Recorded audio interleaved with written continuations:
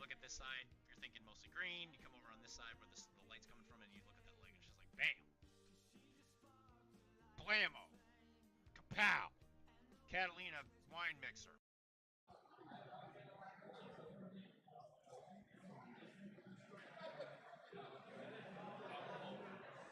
Well, looks like he's gonna try it anyway. You gotta try. Yeah, absolutely. So this is spectacular news, Wolverine.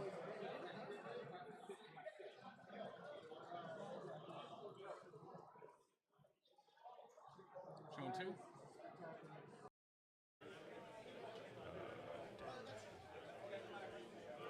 Who's playing, bro? Just got here. Brian Freddy, hey, by the way, thank you for joining the Patreon, dude. That was very nice. I really appreciate that. Thank you. We have Pat from Afrado's Size 3 Taco Truck playing X-Force for Nathan's Angels, and we have Sooner from Grip It and Rip It. Pincushion's 5. Yeah, but he rolled 4 dice and crit, so well, that's because you have to have been a throwing knife. You get right? to, yeah, well, you get to make a throwing knife after you do the attack. Gotcha. So that was the follow-up. Yeah, the. I'm saying, I'm like a ripe grape. You just gotta step on me. Don't clip that. So that is Star-Lord and Groot being big and dumb about it, but getting a lot more attack and defense as well. It's a great card. Very much so.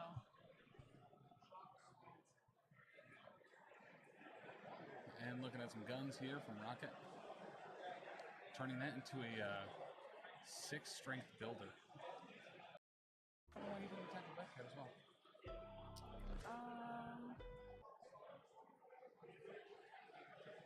I'm not sure. My tell is a stream of expletives. Well, I'm very aware.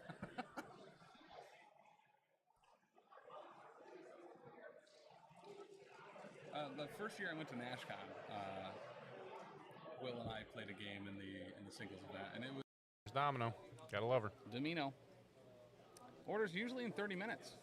Bullseye Get down. 10 pizza points every time you play her. Domino is definitely a X-Men wine mom.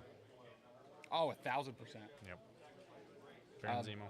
Bullseye down there at the bottom of the board for Sooner, and then he is going to place his Deadpool right on top.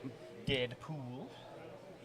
And there's Cable, hanging out with his best friend, Baron Zemo. Oh, I look like a spook. That's what Daddy likes. By the way, if you guys have not been taking clips, you guys should be ashamed of yourself, because I have said so many things that I would be embarrassed to see play on the clip thing. And you guys need to step it up. That's what Daddy likes. By the way, if you guys have not been taking clips, you guys should be ashamed of yourself, because I have said so many things that I would be embarrassed to see play on the clip thing. And you guys need to step it up. Make sure you get his nuts.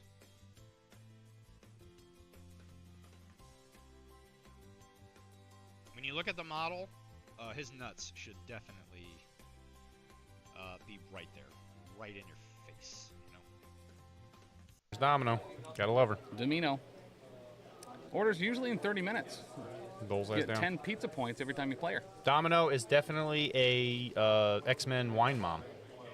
Oh, 1,000%. Yep. Baron Zemo. Bullseye down there at the bottom of the board for Sooner, and then he is going to place his Deadpool right on top.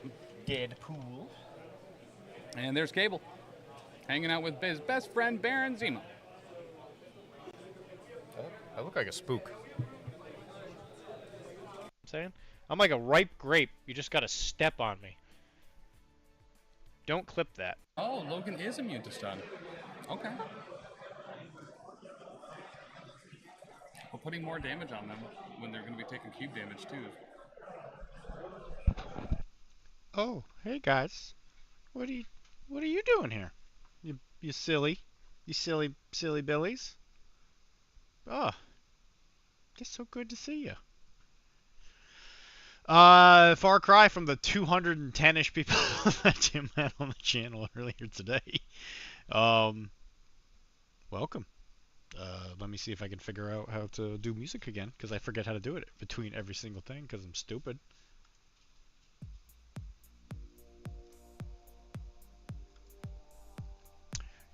Hi. So today is cool. We're gonna do some new stuff today.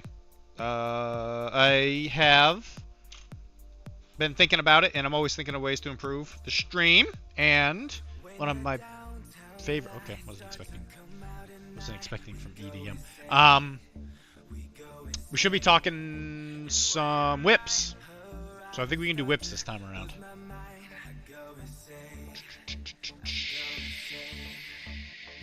So yeah, I think it'll be cool. We got some cool stuff we're gonna be doing, and we're gonna finish up some models. Isn't that fun? So obviously, last week we painted some droids. They are done. Oh, I should probably show those off. So let me go grab it. They came out pretty good. I admit. I think that the basing stuff came out better than I had hoped for, which is saying something, because I thought it was going to look pretty good.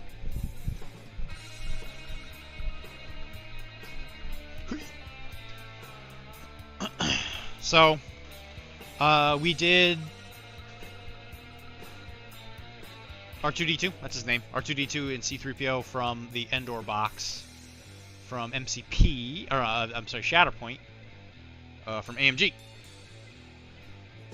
And it came out pretty good. Oh my god, it's Jay Ricochet. Hey, buddy. I know who that is. But yeah, it came out pretty good. Yeah,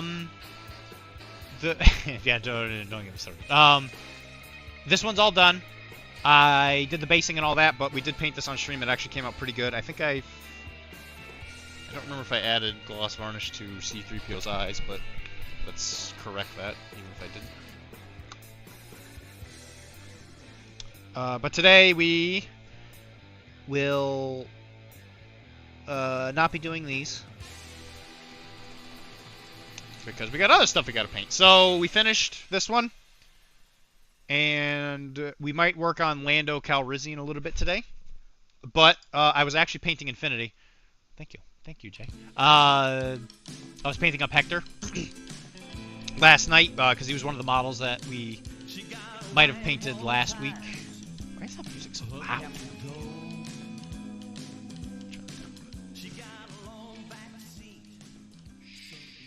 Shh. That's not desktop. Anyway, but yeah, I was painting Hector. I'm gonna hopefully be using him pretty soon at a event next weekend. So I wanted to finish him up. So he's looking pretty good. He's pretty much done. I got to do some finishing touches to the base and some of the shiny bits on the model, which I'll actually do with you guys first, because it's actually something I get a lot of questions and comments about, where they really, really dig it. It's one of the things that kind of puts a lot of my paint jobs on the map, is the basing that I do, and these are the secrets that they don't want you to know. It's really not that hard. So what we're going to do is we're going to do a little bit of gloss varnish on the sword and anything that I would consider like a power source, because it gives it like a little bit of a glimmer effect, and I think that really adds to the effect.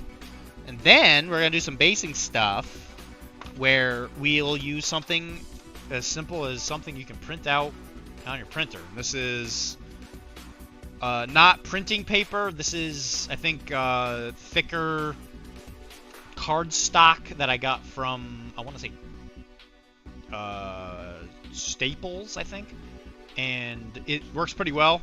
Obviously, the back of it is not the same texture, but what you can do is you just lay this in interesting ways on the base, and it's actually kind of crazy. People are like, "Oh my god, that's the greatest thing I've ever seen in my entire life."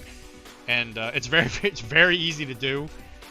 Even I can do it, which is really saying something. So let me cut out some of these. So the cool thing about this, you can message me, and I think I have it saved on a Google Drive, because I've been working with this same one for like almost more than a year, multiple years. And there's a bunch of different ones. So there's like specifically a like a crime scene one. There's like a cop one. There's no parking, wrong way, under construction. So if you have one that you specifically want, yeah, there's a police line, do not cross one right there. So if there's one that you specifically want to use, you just cut them out however you want. So you just take a good old scalpel. Most of mine have glue on the ends of them, so they're very exceptionally not sharp. So for this one, the Hector model has this like chunk of crap on the base. Yeah, that's how I did the alpha. But you see, but the difference is with the alpha, I don't have it available, but the back side of it is white, so I actually had to paint the back side of it to make it look like it was white all around. And I was using little wooden sticks for the picket line, I guess. I don't know what you want to call it, but whatever, the things, the stands that the tape stuck to. But yeah, ultimately that's what happened. That's where the alpha stuff came from. So anyway, because this is a pile of crap, I'm not going to use the police line one. So my big issue that I have with a lot of these models, they're really, really cool looking, but the issue is that that chunk of crap just kind of sits there, and it doesn't really blend into the base very well. Get this thing to stop auto-focusing. About there. Why are you always so fuzzy? But something that I've noticed really helps the quality of the models is when that it doesn't look as jarring. So in this case, if you have a model who's just like standing on like some tactical thing or whatever, what you can do is you can add stuff to it. You can use rocks or whatever, and it will make it seem more like seamless with the base, which will give you a lot of really cool props from people who are like, oh my god, that's so cool. So I'm going to use the danger one because I'm in my brain, the story I'm telling myself is that he's walking around in an area that got blown up by probably a nomad or whatever faction that Jay's playing that particular event. Probably a monkey. It might in fact be a Morat. Morats have been known to cause a lot of issues. So yeah, you go in there, you cut that thing out. Give it a little pluck. There you go. And it's okay if it doesn't seem perfect, because a lot of times when it's on the base, it wouldn't look perfect anyway. And honestly, you don't need very many of these. I mean, they sure are. All those rocks you find. Well, honestly, the funny thing is for some of them, well, you don't expect to find so many tactical rocks. Yeah, you would think, right? Hi, Nuds! Ah, it's Nuds! One of these, what did we call you? Arachnid Prime, or whatever. Whatever it was. Arachne, by the way. Buy your stuff on streamlabs.com. Anyway, but, what was I saying? Team, yeah, Team Tomato. So if you completely lost track of what I was talking about, Jay, what happened? What was I talking about? I just lost 3 viewers because of my stupidity. Anyway, the tape, you don't need to cut a lot of it because obviously the tape is much longer than the base itself. So what you can do is you can cut it up and have it portrayed a few different like sections of the base. Now, something that I've noticed that makes it look a lot cooler than just like gluing a piece of paper to a base is when you glue it. Just so you know, Nuds and Jay, you're about to learn all the ways that I learned I get best painted. So if you also want to be best painted at some point, you can just follow these tricks. But games are nerds. You're right. That is the price to get the thing that keeps on giving. So what I'm gonna do with this is I'm gonna put this along the base of the hunk of crap to essentially disguise the fact that there's nothing underneath it, and to make it seem more seamless with the model itself. And you can also put it on there in such a way where it isn't just like a straight line, which makes it more like visually interesting. And then it'll probably be something that kind of looks like this, where it kind of draped across it. Now, and there's some other things you can do too. So when you do that, you want to kind of get a rough estimate of how much you got to cut. So in this case, I'm going to cut it right where the G and the E meet. Good. Cut. I'm going to be using Zap-A-Gap. You can use whatever glue you want. I know some people prefer to use... I have like 10 years before I can possibly catch up to there. Hey, it's fine. Listen, if you just catapult off my successes, you don't have to go through the learning phase quite as long as I did. I don't even remember where I learned this. but it was I'm pretty sure it was like it was something to do with Batman. I remember that. I was watching somebody do stuff for the Batman miniatures game, and I was like, oh, that's such a cool idea. And then I started using it for everything. So also the MCP cups and bottles are really, really good for Infinity. They're like the right scale. And you just glue those to the base and you paint them up real sloppy like, and they just like, whoa, these look great. Alright, so what I'm going to do is just add a little bit of the glue to the paper. You don't need a whole lot because it's paper. Hopefully it doesn't want to break off all that much. You will get glue on your fingers. It will cause a mess. Just don't damage the model. That's the only thing I can say.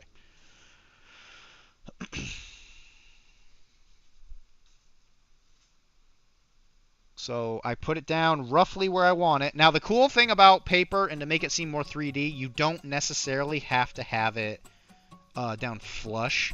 But what you can do is if you just drape it, kind of like that, where it just looks like it's like folded over, it actually, I don't think it works quite as well. So what I do is I take a knife or something sharp and I will jam it to give it more of like a right angle so that it actually looks like it's naturally just been kind of laying there.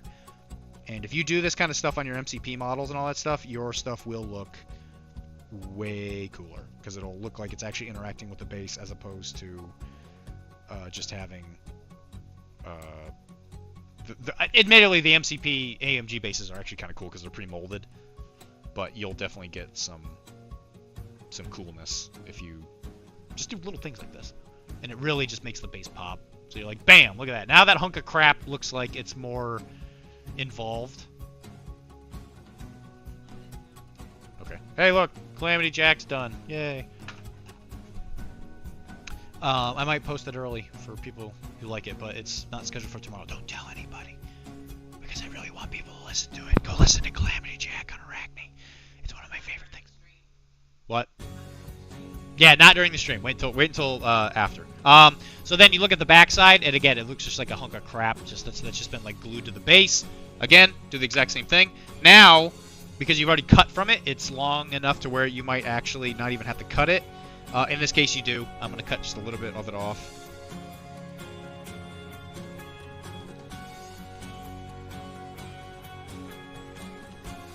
So, there you go. Glue it like right here. And something that you can even do to, if it's too long and you're like, okay, well, you know, that's cool. Hi, Ned. If you have it glued on there and then you notice it's too long, what you can do is you can bunch it. So you can take the paper and you can give it some distress, kind of like me emotionally. Really just give it a good smashing. Everybody's mad. So now you look at it and it's like, ooh, that looks like crap. Now, what you could do as a cool effect to simulate wind is you could be like, oh, I'm going to lay it here, and then you have this thing like sticking up where it looks like it's like flapping, and boom, look at that. You got the effect that it's windy. And people will be like, wow, that's such a cool idea, Dylan. That's so cool. Why did your parents leave you up for adoption? And I'm like, I don't know. It's weird, right? But this is a cool model. So I'm going to do that. So I'm going to have it like sit there, hide the pile of crap line, and also make it look like it's like, oh, look, it's flapping in the wind. That's so cool. Everybody's having a great time. So I'm going to cover the flappy part in glue. Oh, not cover, but I'm going to put enough there to where it's going to stiffen it up just a little bit so that it doesn't like rip or something like that. Kara's staring at me. It's weird sentence.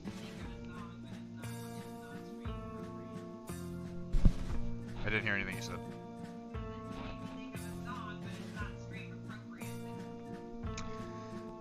She's saying that I'm not stream appropriate.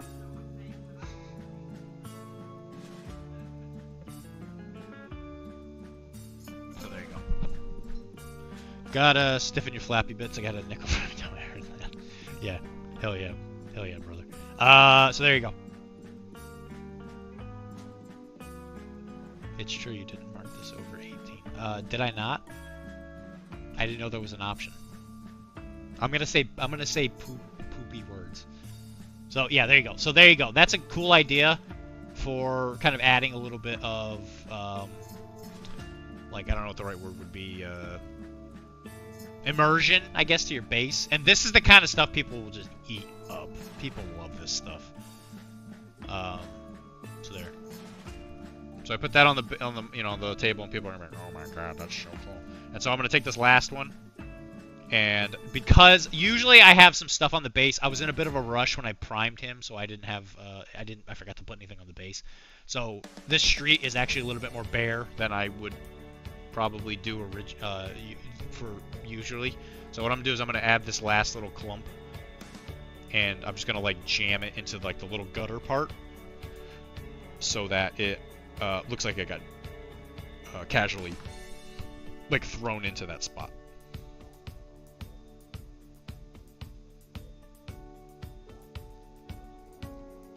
And again, this is the difference, right? So like you look at that, and I just put, it just falls off.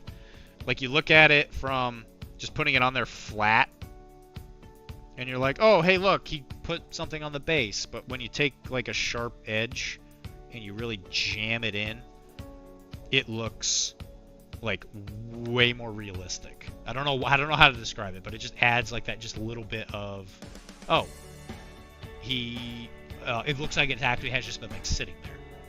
So there you go. So now we took a model that just had a plain base with a bit of a tactical rock, and now we've added like a story to it, where now this chunk of crap means something a little bit more than just like, oh hey, this is the thing that he's standing on for the model.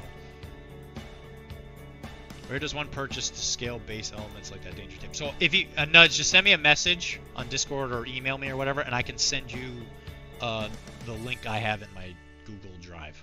So I like downloaded it from it was the Arkham Rejects, like Batman Miniatures game channel.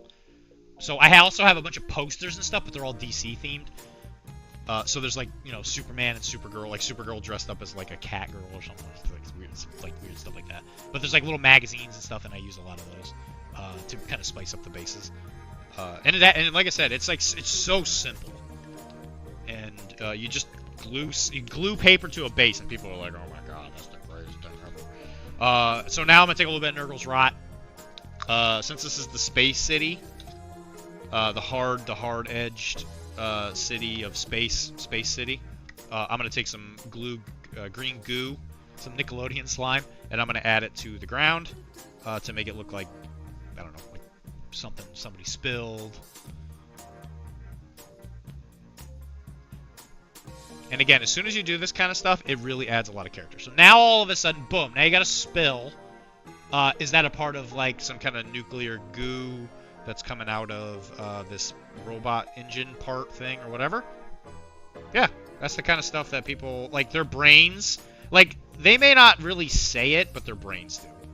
And all of a sudden now, as opposed to just standing on a black base, like, even if you were to do this to a model standing on a black base, you give it a little bit of texture, and it adds, like, a lot. So, like, let's just say, so, like, now that we have that little flap, right, we just add in, like, well, maybe the goo ate the tape, and it like started flapping away because whatever was binding it to, you know, whatever happened to be there started eating away at it. So like now all of a sudden we took tactical hunk of crap and we created, oh, this is some kind of like nuclear engine part, because now it's like shooting out green goo, and it didn't take much more than a couple pieces of paper and a single technical paint, and boom.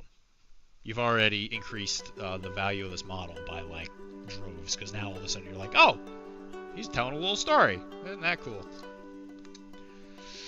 That's pretty neat. That little shiny part on his base is going to drive me literally insane, so I'm just going to take a paint that real quick. Which means that I must have had some glue on my finger.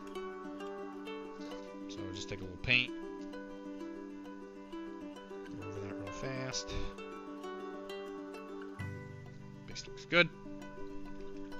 And now the last thing I will do is, before I actually get to the Malifaux, you know, I have a tendency to say I'm painting certain things and then I paint something that's not one of those things before we even get started. But I promise they're here. They're literally just slightly off camera. It's coming. So, what I'm gonna do is I'm gonna put him in a base holder so that I don't drop him, because I'm a dingus.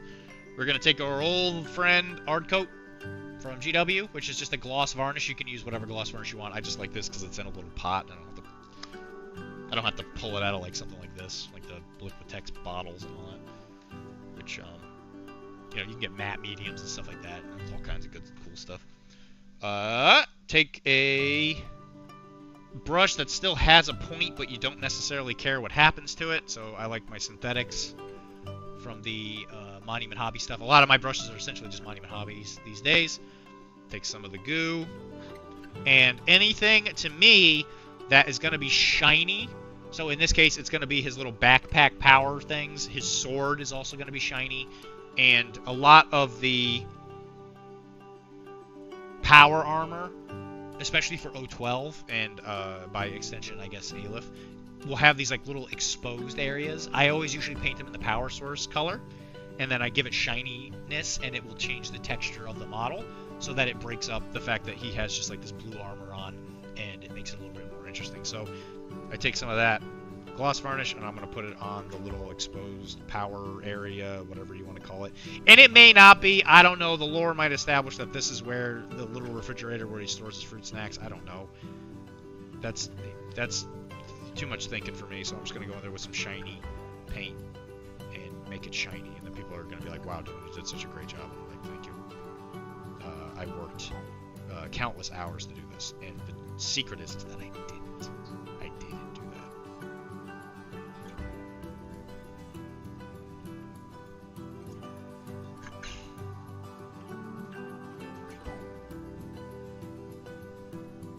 Happy Father's Day to anybody who's a dad here, especially Kara. Especially Dylan. I am not a dad. He adopted not one, but two fur babies with me. I have two babbies, two tiny doggos, who like to wake me up early in the morning Because you're their dad. by growling at me. His little power source thing on his back, which I'm not sure what that is. Again, this could be, it could be anything. This could be like a toaster oven for all I know. But I see it, and I see these little exposed panel things, and I'm like, some kind of power source? Who knows? But if it's emitting power, I want it shiny because I want it to be a different texture.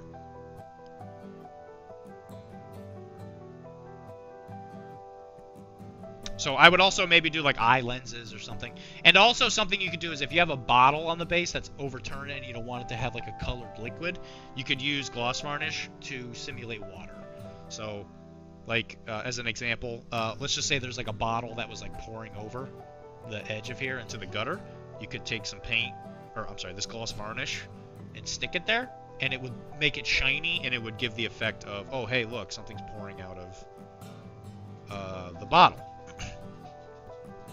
I would try and make sure you stick with how water would usually move, where it's gonna meniscus up against surfaces first before it spreads. Just look at like a picture or a YouTube video or something like that, and it's actually pretty easy to see. Stupid thing was focusing on the paper earlier. So there you go. You can kind of see it there. There's like a little bit of a shine.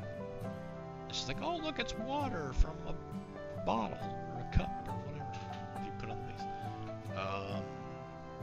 Now the sword. So I do this a lot with power swords. I started doing this for 40k stuff, and it really helps the power weapons stand out more. Whenever there's like a sword surface that has some kind of power going through it, I make it shiny.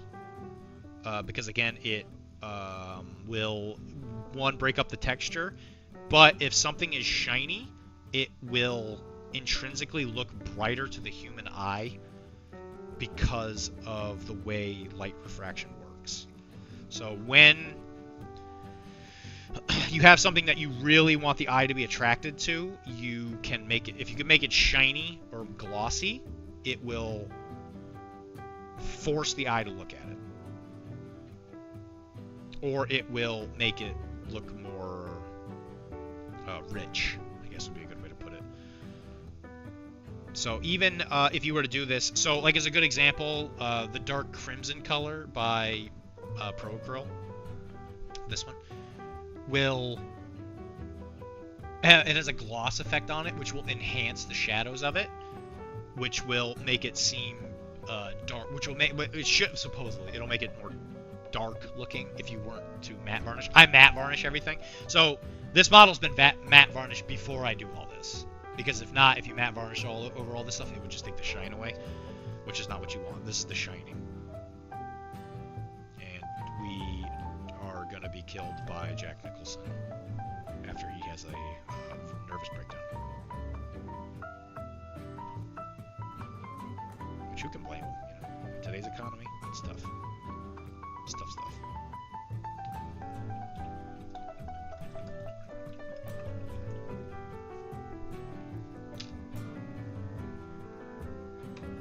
Okay, so there you go. That's what a finished Dylan model looks like. If I was being real picky, I might paint that. Yep, you know what? I'll just be picky. I'll just put it that way, because that's just the way. That's just the way I be. So I'm just gonna use a little bit of the Phalanx yellow, because it's a pretty similar yellow to that one. And you don't really, you know, this isn't rocket science. So you just get some of the yellow on the brush, and the parts that people are gonna see, just, you don't even really need to paint it well. I just dab that on there, and it's hard to see from your guys' end, but all of a sudden, boom, it looks like it's yellow. And you get the tops and the bottoms. You just kind of give it a little bit of a wash, which the brain will almost finish the illusion. And that literally took me like 5 seconds. I was counting. I counted every second of it, and if anybody denies it, then I'll fight you. I'll fight you in the parking lot. Getting the top of the paper. Again, well, I don't think most people would even notice that stuff, but I am a little on the anal retentive side, I guess. Hi, Tizzy. Hey, look, it's the model you wanted me to paint. Well, you didn't want me to paint this one. Technically speaking, we'll get technical. You wanted Ajax or Achilles, and I painted Hector instead. So, technically speaking, I didn't do anything wrong. But yeah, here he is. Just finished up the base, made it look interesting. Like, hey, we fixed the giant hunk of crap. Could be anything. But we made it look like it was some kind of radioactive thing that a nomad blew up for some reason. And we made everything shiny. Hey, look, shiny power sword. So now when people look at it, they're like, oh, I can see that this power sword is a different texture than the armor itself. I do not know where his shield is. This model also should have a shield on this hip. I don't know where it went. I don't know where it went. So now he doesn't have it, which is fine. I don't even think most people would notice. I don't think I've ever seen a Hector painted. I'll be quite honest. But he's done. And there you go. That's what they call a finished model. And I should be using him next weekend in Dogfinity in Florida. So if you're going to be there, come out and say hey. Supposedly I'm a captain of a team, but nobody else has joined my team. So that's fun, I guess. But hopefully I'll be able to use Hector, who is much better now that I think the Ment officer exists. So now you can have a hot lieutenant, and he's a pretty good lieutenant. A little expensive, but who doesn't like a plasma rifle? Heck yeah, boy! Heck yeah, boy! So there you go. That's a finished model. So for the pièce de résistance, when I was doing stuff for Infinity, I did mess with a Kappa. Plasma good. Yeah, it's very, very good. Who doesn't love 2 saves with a single shot on a template? No cover for you. I was painting some Kappa, because the Kappa hacker is a very consistent part of your army. I was painting a little bit of Bushido stuff for June, because I really I just love this model for some reason. And then we also have to do the rest of the Shatterpoint stuff. Yeah, you ain't wrong. The Shatterpoint stuff, and then, as I was saying last week, I painted up the rest of the bellhop pants and shirt and all that. I put in a little bit of pinstripe stuff, which came out okay. I could probably do better, but I don't want to. And now we're gonna paint the baggage. So when we paint this baggage, I'm probably going... so what I'm going to do is I'm going to paint it, and then anybody who's here who would like their name on it, I'm going to try and paint little like travel stickers on parts of the luggage that people can see. So I'll put like a little circle there for like whatever, and then I'll try and write something that you guys might want in there. I'll try within reason. I'm an okay painter. I'm not freehand is not my best thing. Oh yeah, look at that. I was also painting a Omega, which is a great model. Yeah, and this is a good example, Jay, of just a pile of like a tactical rock that doesn't make sense on this model. So if you just put this on a black base, it would be like, yeah, whatever. But once you add a little bit of like beach sand or some crap on top of your city base, and you add some like broken up cups, now all of a sudden it looks like, oh, he's like waltzing through some kind of like crime scene where something exploded. Like a building fell down or a terrorist attack or whatever. And that's how I've been able to explain some of the weird tactical rock things, especially in Infinity. I wish they would stop, but what are you going to do? I don't know what I was going to do. And then, of course, I have Sonya, which at some point we actually got to finish painting that. Okay, or I'm just gonna throw it across my table. That's fine too, I guess. I saw something fly away. I don't know what it was. I'm just not gonna think about it. Stop yelling at me. Oh, stupid piece.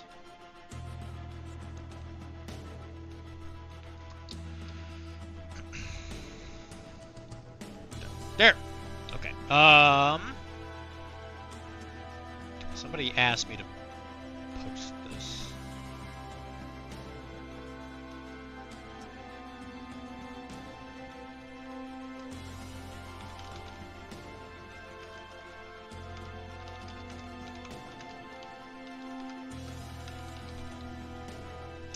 Okay. So, let's paint some bags. As per the usual, I'll probably be using mostly Pro Acrylic paints because it's some of the best in the biz. If you want to get some for yourself, use the code Professional Casual at checkout. Get yourself a neat little discount. Or don't, whatever. I don't care that much, but I'd appreciate any help you can give me. So, run out of space on this palette. I'm a painting machine, so I go through these fairly quick. Wet palettes are definitely worth it, though. If anybody has never gotten one, I recommend that you do get one. They're very, very helpful. So, boom, here we go. Most baggage, especially in the 18... I don't think they ever really say what the year is in Malifaux. Most baggages are going to be like blacks and browns. This purse, I'm probably going to paint pink, just for fun, to break it up. But I think for the most part, all the bags are going to be some kind of shade of black or brown. So let's get started on that. So first, let's do some black bags. You have to know where your black paint is. That's how you get started. One of my favorite base coating blacks is Carbon Black from Chimerics. Pretty helpful.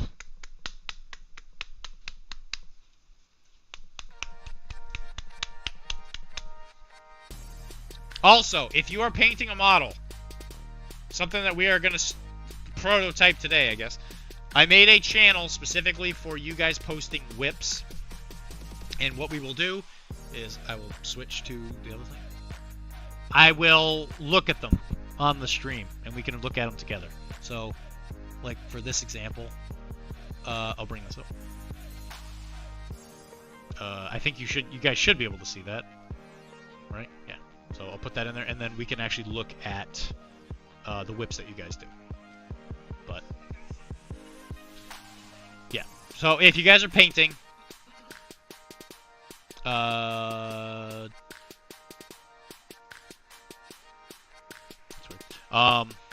yeah, watch me whip my hair back and forth.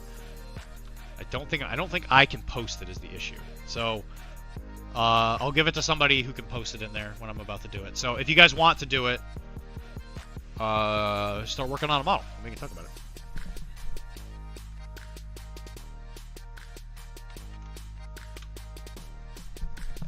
There. So somebody should be putting that in there pretty soon.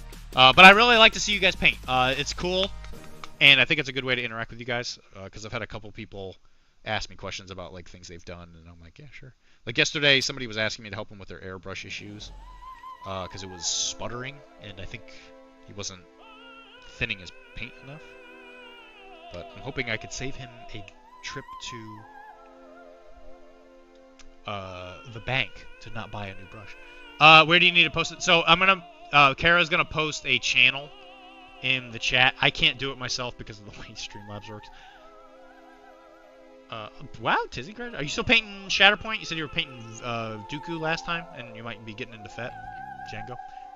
But eventually it'll get in there, and then when it does, maybe at 2 hours we'll take a look. So you figure probably around 9-ish, 9 something like that. We'll take a look at it. I'll paint some more. We'll talk about whatever, maybe something you guys want to improve on, and then we'll look at it again. I know Kara is going to disappear to go watch the new Game of Thrones, which comes out today. House of the Dragon. That is same universe. Whatever. New House of the Dragon episode. The new season starts today. And me and Kara are both fans.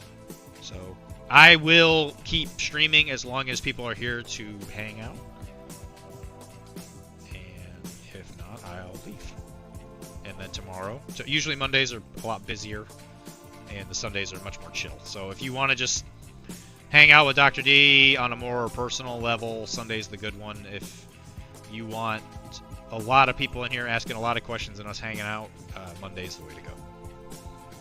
Oh, I should probably switch back to the thing. I'm a genius.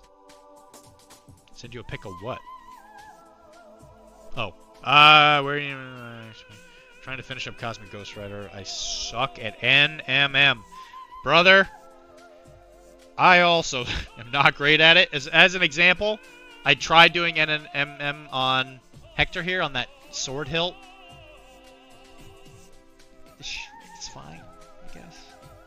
It just kind of looks like the rest of the yellow I painted, which actually isn't, which is supposed to be kind of metallic, but not necessarily gold, but whatever, it's fine.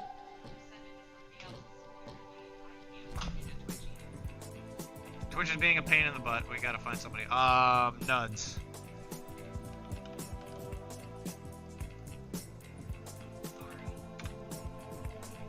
Post that Discord, please.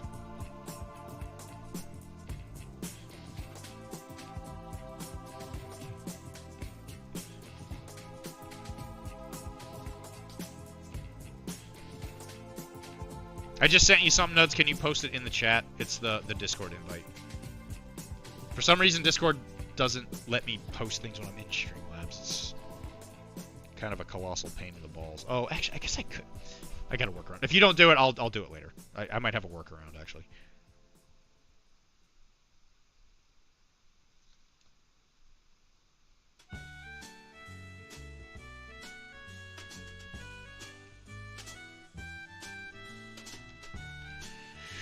So right now we're just picking what bags. Oh, did it block the God damn it. Wonderful. Hold on. Let's see if I can fix this.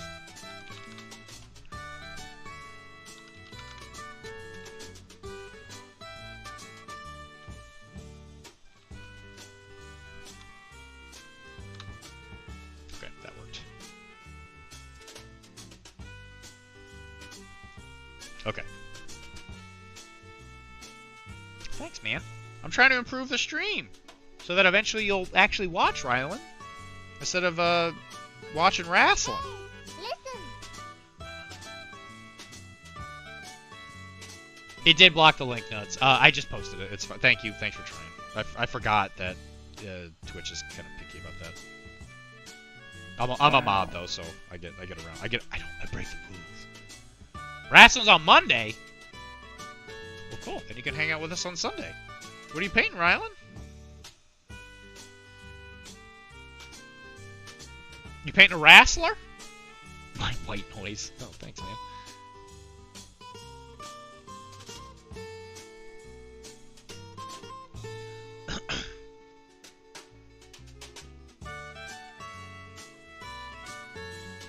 I don't look like white noise when I'm dancing, though.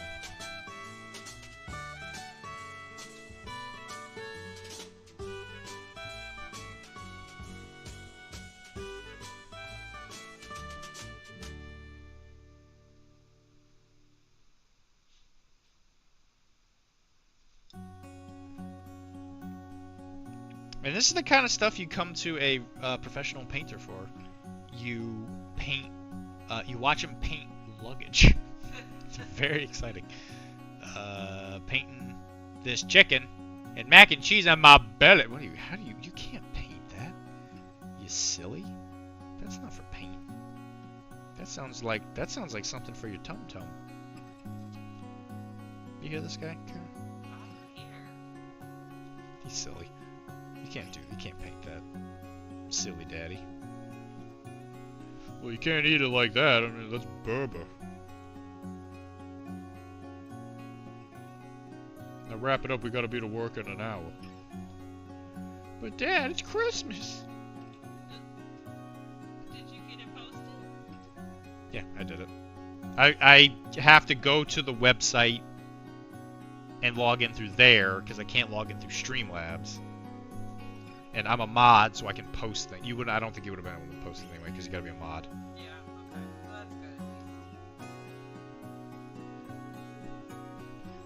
I'm gonna do this other one over here. This one kind of looks like a safety box. I think that one might actually be made out of metal.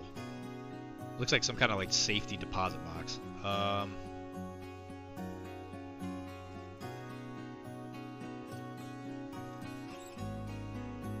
This one over here. This one will be black.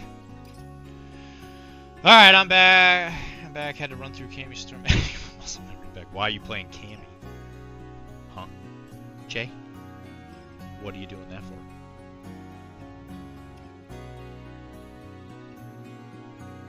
I've actually been sitting there and really practicing, and I've realized that my issues with playing the Street Fighter combos that I was having was I was just swinging the stick too far. Since the new challengers. Well, you know what? Stop. Nobody likes you.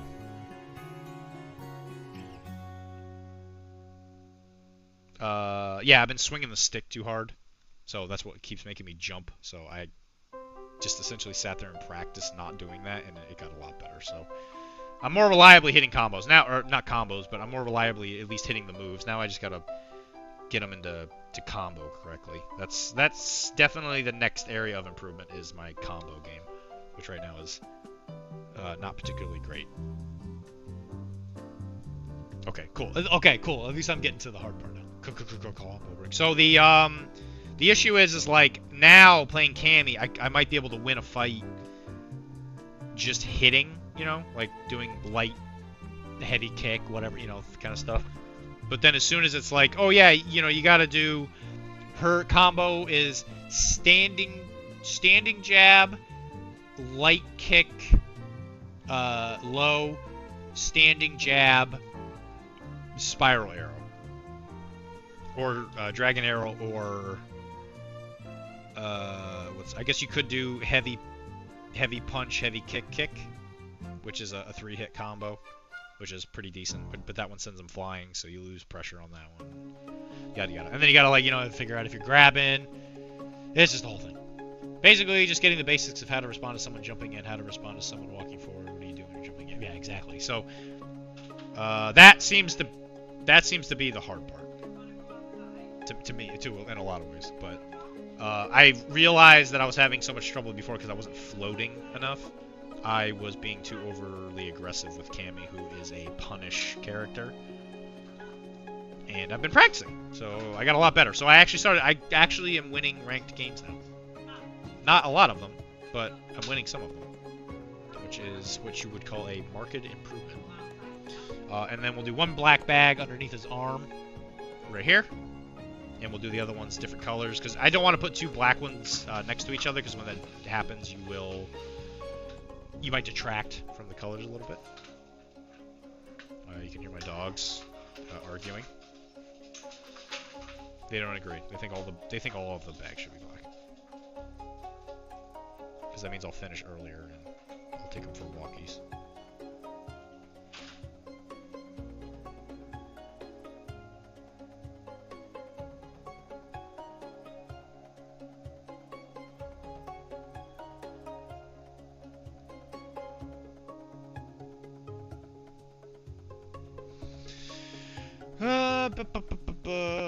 We are not live at Atlantic City Open anymore because the last part of that was today. That is now over.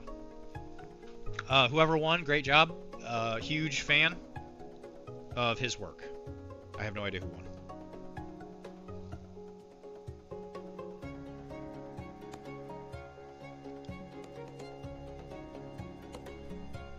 Just got a good rush of people. Hi, guys! I don't know where you came from, but welcome. If you're a painter, we'll be doing a paint whip later. So if you're painting, get ready to take some pictures. And give or take. You know what? If anything, we'll try it out in 10 minutes.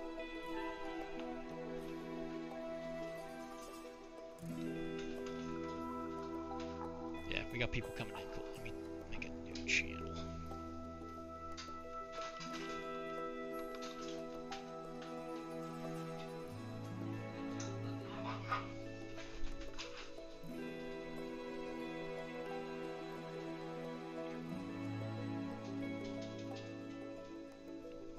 One of the issues with this primer that I used, it is very non-stick for some reason. It's a little irritating. You gotta put the paint on a little heavier. It takes a couple coats, but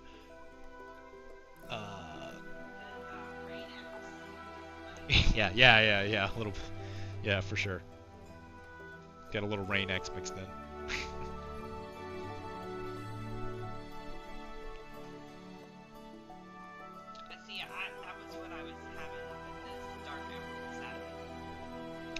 Yeah, which can happen with certain primers.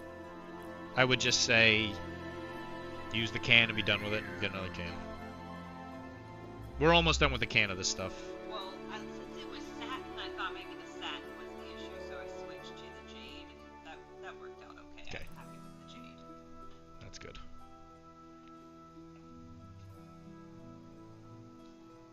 I think Bubby might be a little sore tonight. Did you tell the stream what happened? No.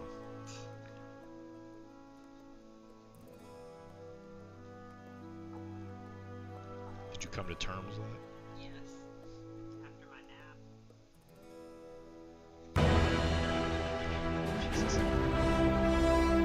It's Jay! He subscribed. Thank you very much, Jay. All the money that I get from this pretty much immediately goes back into some other thing I'm doing. So it's either Arachne, this, or... Yeah, no, I saw it. I told him. I was like, hey, guys. We will be doing some whip pictures later. So if you're painting, I'll put out a call. And you guys can post some whips. And we'll talk about it and hang out. Which hopefully will be a regular thing for the streams. Please don't post anything inappropriate. Oh god, yeah,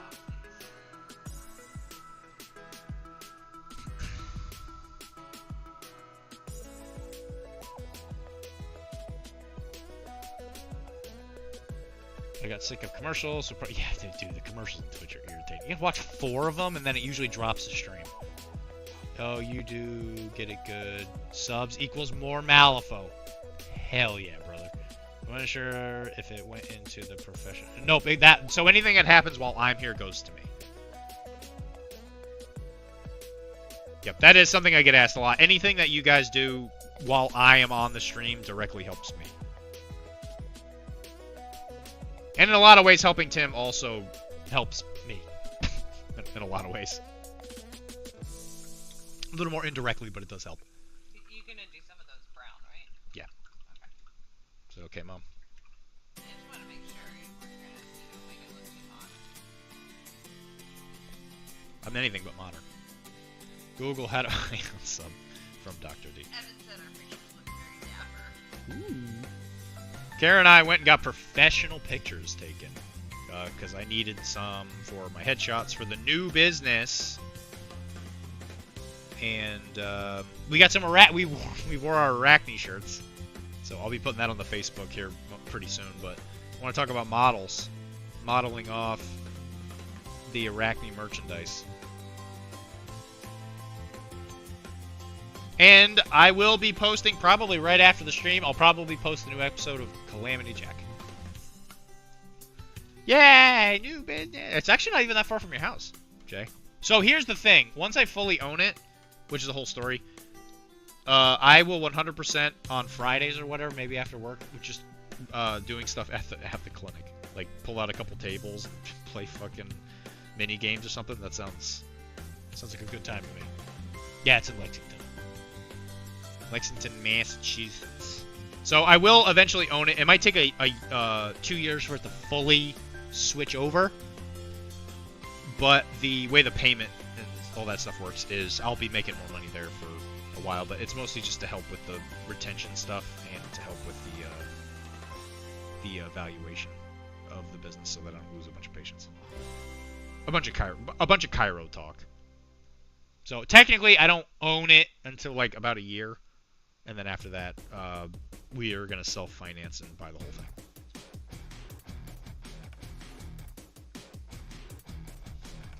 So we'll probably be moving out there, probably in a year, because we just signed the lease here. Because we weren't sure what was happening, so we had to make sure we signed the lease.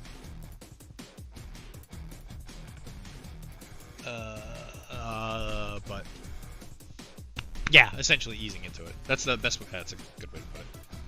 Okay, so we're gonna work on the black bags first. Again, when it comes to black, everybody knows exactly what I'm gonna say. It's gonna be that pro acryl blue black. Stuff is righteous. Now, if you really wanted to switch it up, you could paint each bag differently. But I'm going to paint them all the same because I have a life and I got things I want to do with my life. So we're just going to paint them all the same way.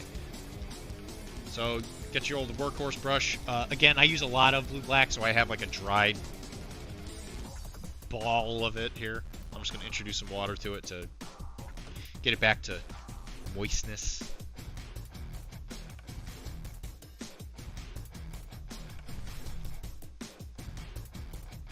And again, we're just always thinking about where that light's coming from. So, like I say, if you don't know, if you never want to figure it out, just always aim for up and to the model's right, and you just start painting. Now, when it comes to black, the more pure black you leave in it, the more dark black it is, I guess, would be a good way to put it. So if you want a more reflective and again, and a lot of this comes down to texture, right? So it's like depending on what you want to do. If you want to maintain the blackness of something, don't go quite as heavy on the highlights. But just note that when you put paint on this, the paint is going to dry darker than the way it looks. So when you look at that, you're thinking like, wow, that's really bright. Kind of got rid of the black. Don't panic. It will tone back down once it dries. And the cool thing you can do with like flat surfaces, like a bag, is you can really show like a color transition coming down. Now, this is not in the direct line of light, but because I'm not a light scientist, what we're going to do is we're just going to act like it can see this corner of it, just to give it a little bit of like an interesting look.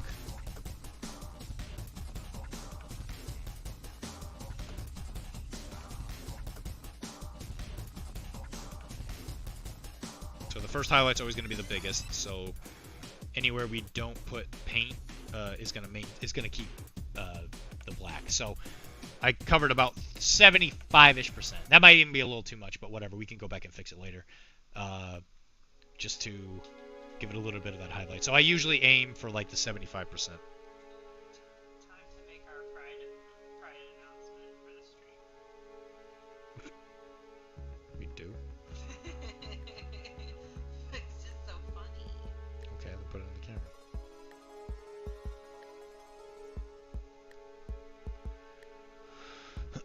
Kara wants to.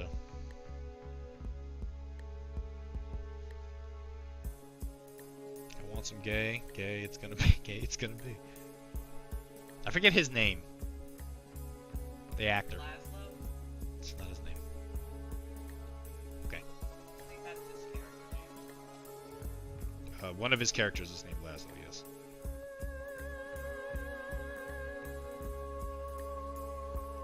Jackie Daytona. Regular human.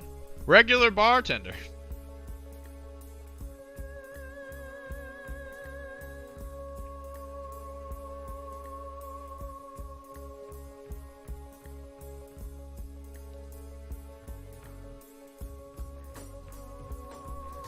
Okay, let's give this a shot.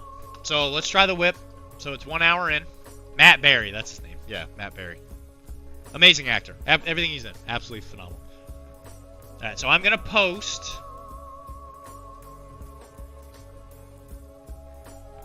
the Discord channel. Now, whatever it is that you're painting, post it in there.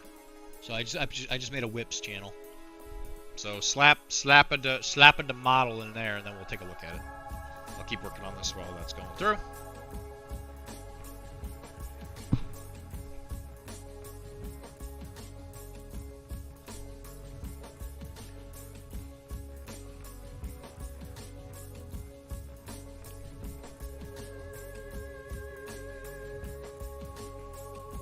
And you know what? If you're here because you want me to be your white noise, I will gladly do that. That's all Rylan. Rylan just sits in here, listens to me for white noise, and tells me which actor I don't know the name of. That's definitely the relationship me and him have.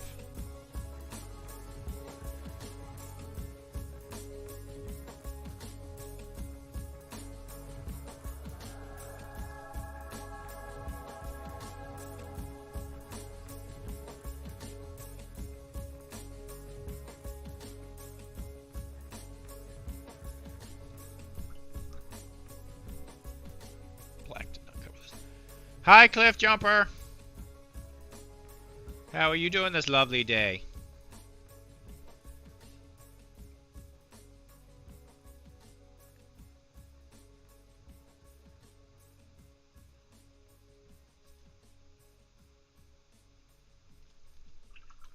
You weren't at ACO, were you, Cliff Jumper?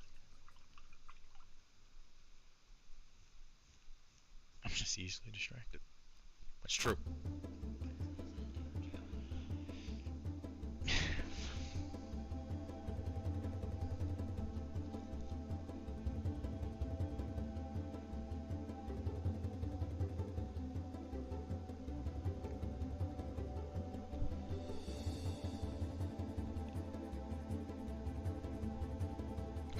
Karen and I finished the first season of Fallout. It was good. I really enjoyed it.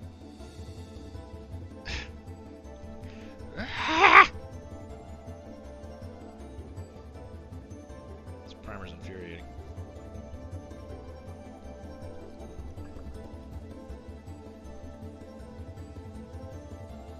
Yeah, 20 people. Yeah, the difference between just running like a little 8-man event and then having to like 20 people show up, it's like, yeah, it's quite the alarming difference. Because like when I'm running the Bushido events, and we only get you know, like between like 4 to 12 people, it's just kind of like you can play and people will tell you their scores. It's like not a big deal. But I imagine that when you have that many people, you're just kind of like, yeah, maybe me not playing is probably not a terrible idea. Because we ran an Infinity event at MCP, or at God, all over the place, at Webway, and we got pretty close to 20 people. I know, look at his little hat. It's so cute. Look at his little hat. It's so cute. He's even got a little line to jacket, a little vest. So cute. And the man himself he's gonna help cart around his crap, Lord Cooper. He's ready. I've been listening to podcasts on how to play Lord Cooper, and good golly, Miss Molly, am I excited? I am excited to shoot things with a giant elephant gun until it stops moving, which is mostly going to be Wilmar's models. So he's going to come at me with, I don't know, some crazy undead abomination, or I don't know, maybe like an accountant, and I'll blast his stupid face right off. That's true, Tizzy. You are the master of the tiny events. That's true.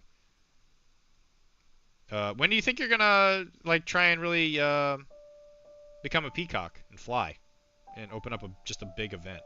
You know, maybe like, let's start modest. Maybe 20 people. You think you get that?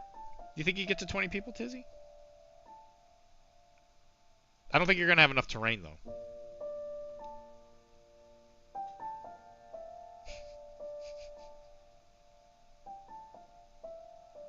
I think you got the personality for it, though. I think you could get to 20.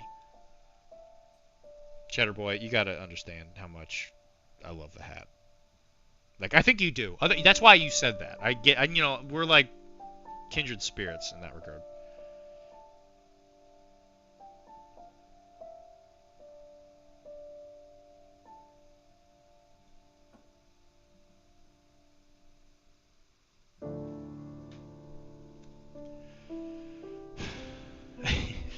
Hi.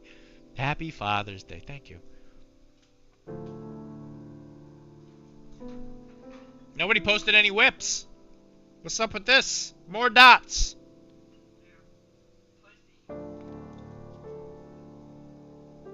don't gotta be embarrassed. I post my stuff online all the time, and most people think it's stupid. And then in person, everybody's like, "Oh my God," and then I'm always like, "Why doesn't anybody say anything when I post it?" It's making me self-conscious. But then I realized that a painted model is better than a not painted model, even if it's not well painted. Most of the time. Like 99% of the time. There's probably an exception to that.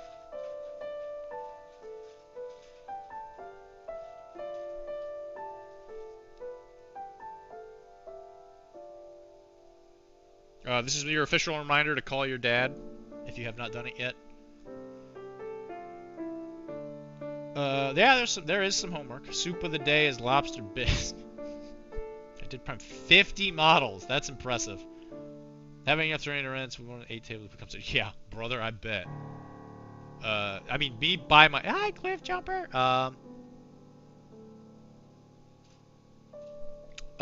Even just me, like...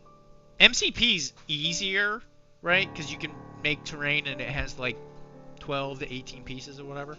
But then if you're doing something for, like, Infinity, where, like, a table could be, like, an entire tub on its own... Yeah, cause I can only imagine getting up there, like, Adepticon numbers. Yeah, that ain't easy. Soup of the day. Wait, there was homework to paint whips. My wife made that today because my dad bought us lobsters yesterday. How many subs for feed stream? For feed stream? Well, a little tootsies. There, you did it. Your sub did it. 1 sub for foot stream. Isn't there always how many subs for the foot stream? Never scaling up. What should be base flesh for Dooku? What? Yeah, dads love lobster. Yeah, dads love lobster. Look at the pig. All right. So to answer your question, Tizzy, when it comes to skin. There's a couple different ways you can do it. So since he's a little older, what you could use is something similar to like a Shadow's Flesh by, this is one of their Panzer races. Anything kind of like this. As far as, because I'm pretty sure you have most of Pro Acryl, you could use Shadow Flesh, which has a similar name, ironically enough. Let's see if I can find it. That's the one that I would usually use from Monument. Hobbies with their Pro Acryls. So, this one. Now you'll notice that this is not quite as dark. With Dooku, I might go a little bit more on this side, just because he's older, and older skin tends to take a little bit more of this Dr.D, do you still have the Patreon reward of the sexy feet pics for this month? That's not on the Patreon, silly. That's a private email with a GoFundMe page. Oh, let me post the Discord one more time for people like Wilmar. Oh, well, I put it in there and then I didn't hit the enter button because I'm stupid. Hey, there it is again. Sure, I'm stupid. Alright, anyway, so with an older person, I would probably go more on this side because it gives it more of like a... How do I word this? Like a, wrinkled, I guess? Yeah, the only webs. Yeah, the only webs channel. The only, the footsies channel. So, like, this one should be fine, but if you notice that it's not dark enough, you could add a little bit of, like, maybe like a darker red. Kind of like a crimson. maybe. So if you add these two, you might get something closer to this. But even if you're just going to use this, that's probably fine. There's also advanced flesh tone, so this is a thing you might want to work up to. It kind of depends on how you want the skin. Dooku is, from what I remember, pretty Caucasian looking. Like, I don't think he's got like tan skin. Usually only toast. Yeah, I got a picture. Looks like Briar Mage. That looks like Charles. Okay, so I'll wait a couple more minutes before I post, or before I pull it up. See if anybody else wants to put something in there. Did I miss anything? Look at the piglets. Piglets. You're silly. 8 tiers of subscription, one for each. I hope that's not a real site. FootsyTootsies.com. You guys are silly. It smells like you're cooking something delicious. That's what it smells like. I know. I appreciate that.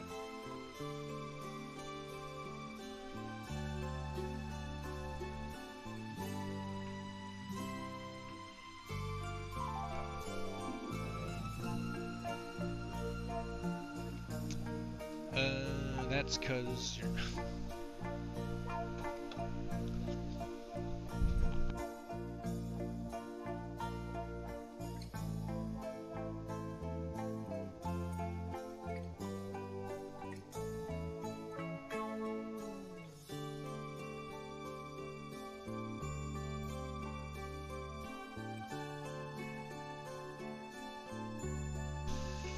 Okay, sorry I went silent there. I didn't want to let you guys hear me chewing.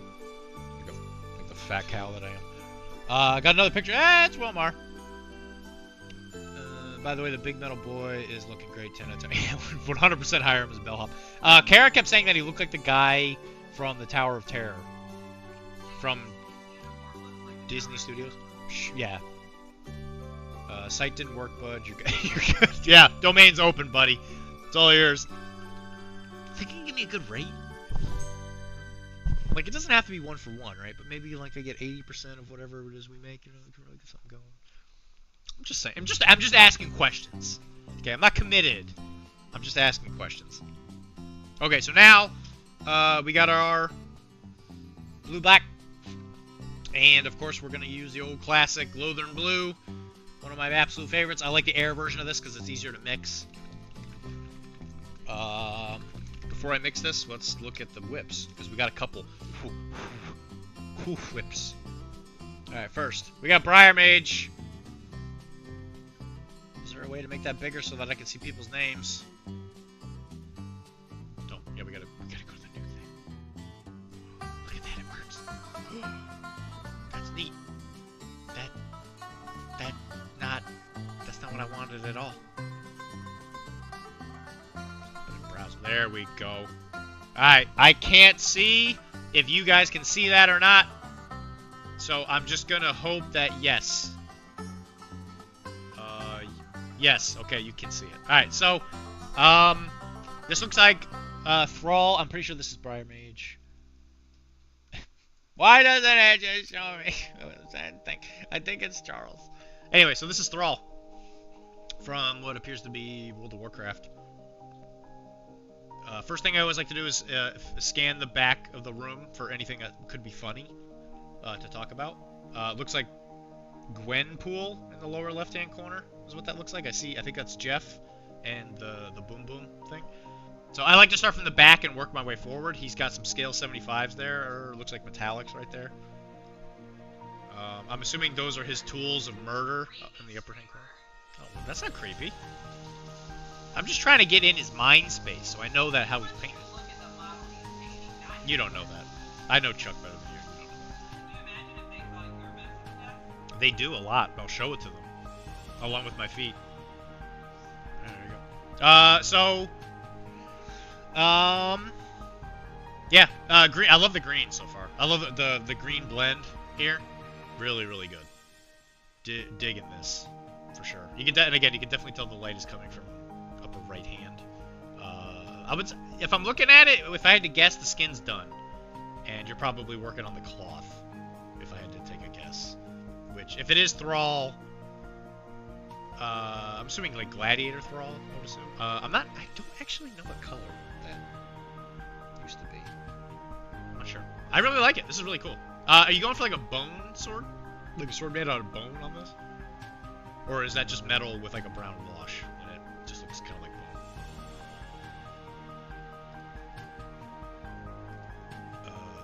Maybe if I pull this over here.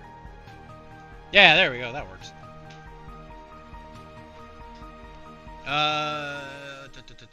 Okay, I gotta scroll up because I couldn't see I couldn't see the types. That's because you buy the domain and make it a real site, right? Very true. I can make tens of dollars. Tens of dollars. That's crazy. Let me protect my paint. I'll get better at this, I swear. Don't abandon me. I'm just stupid. Site didn't work. For every exposed to. Is that why the numbers went up so fast? Because of my toes? What is this? A photo for ants? Dual wielding swords, beanies. Yeah, it's Gwen. No metallics. Okay. Do you like Gladiator movies, Billy? Just a random D&D model for my Liverpool Soup. So also music is very inspired. Yeah, thank you. I just picked a random thing. Okay, so this isn't specifically Thrall. It does look very much like Thrall, though. I'm gonna take full credit on the fact that it does look like him. It's good though. I'm digging it so far. Like I said, that skin is great. I'm very excited to see this finished. You're gonna paint that. So I'm assuming this sword right here is gonna be painted NMM. If it's not metallic, because it looks dark metallic right now, so you painted it like a dark gray, I assume. Oh, they're specifically AOS. Oh yeah, because I guess these look like at least this one kind of looks like something from Korn. Alright, I'll leave that up in case he has a comment about it. Next, he's working on CGR. Oh man, you love him. Or you don't. MCP.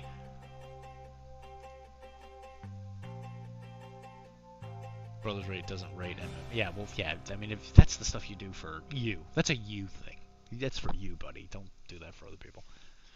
I barely did. I did it for Jesse for a while, and then I was like, I don't want to do this anymore. It's way too much work. So CGR, Cosmic Ghost Rider from MCP. Definitely looks like beginnings of. I like the Powerball already. It's pretty good. Is that like stippled, or did you like paint that and hit it with a wash? Because it looks like this might be like maybe that GW technical paint, that Tesseract Glow or whatever it's called. I've never actually used it, but I think it's cool. Like again, kind of like with Hector, right? That I was pointing at before.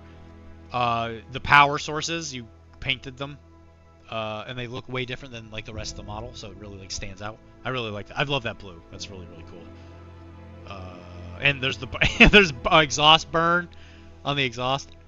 A combination of dry bush and glue. Yeah, so you probably like kind of like a stipple effect. Yeah, that's really good. That's a good way to actually that might be something we want to do on the stream. You gonna go red flames and all that stuff, or you gonna go blue flames for the stuff? Yeah, Night on Glow. Yeah, one of their technical things. Okay. While he's coming up with an answer.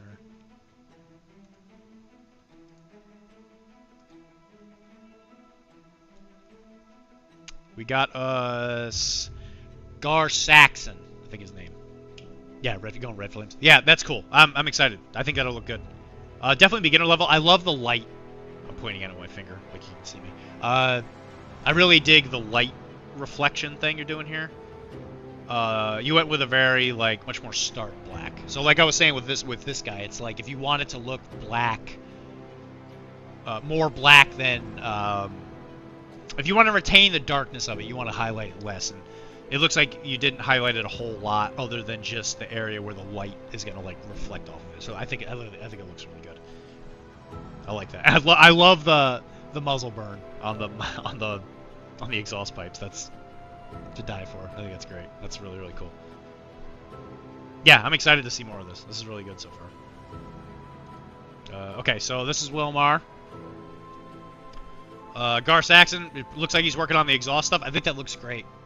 When I did Gar Saxon, after I did all of the, like, what you're doing here with the glow, I did some, like, I guess you could call it stipple or dry brush or whatever you call it, like some, like, pure black on, like I don't know what to call them, like the bubbles or whatever. And I noticed that it really helped the red stand out a lot. That's what I did. I think it looks great as it is. I don't think you need to do that, but that was something I did. And then I even did like pure white by the nozzle to make it look hotter. And even if it was like a little glazed. Yeah, right, yeah, so you're still working on it. That's what I would do. I probably would just like black stipple like on the bottom. And then maybe like a little bit of white near the heat source just to make it like really stand out. That's what I would do. Like right now, I think it looks great. This is definitely something I would play with that pretty happily.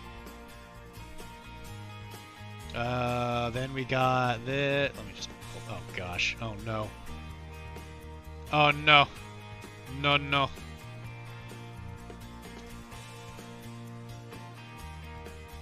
This is Tara, or Tara, however you want to say it. Similar to Kara, but a T instead of a K. One thing I will say, and this is because I said it to him in person, because I would never say something negative to something that I see on this.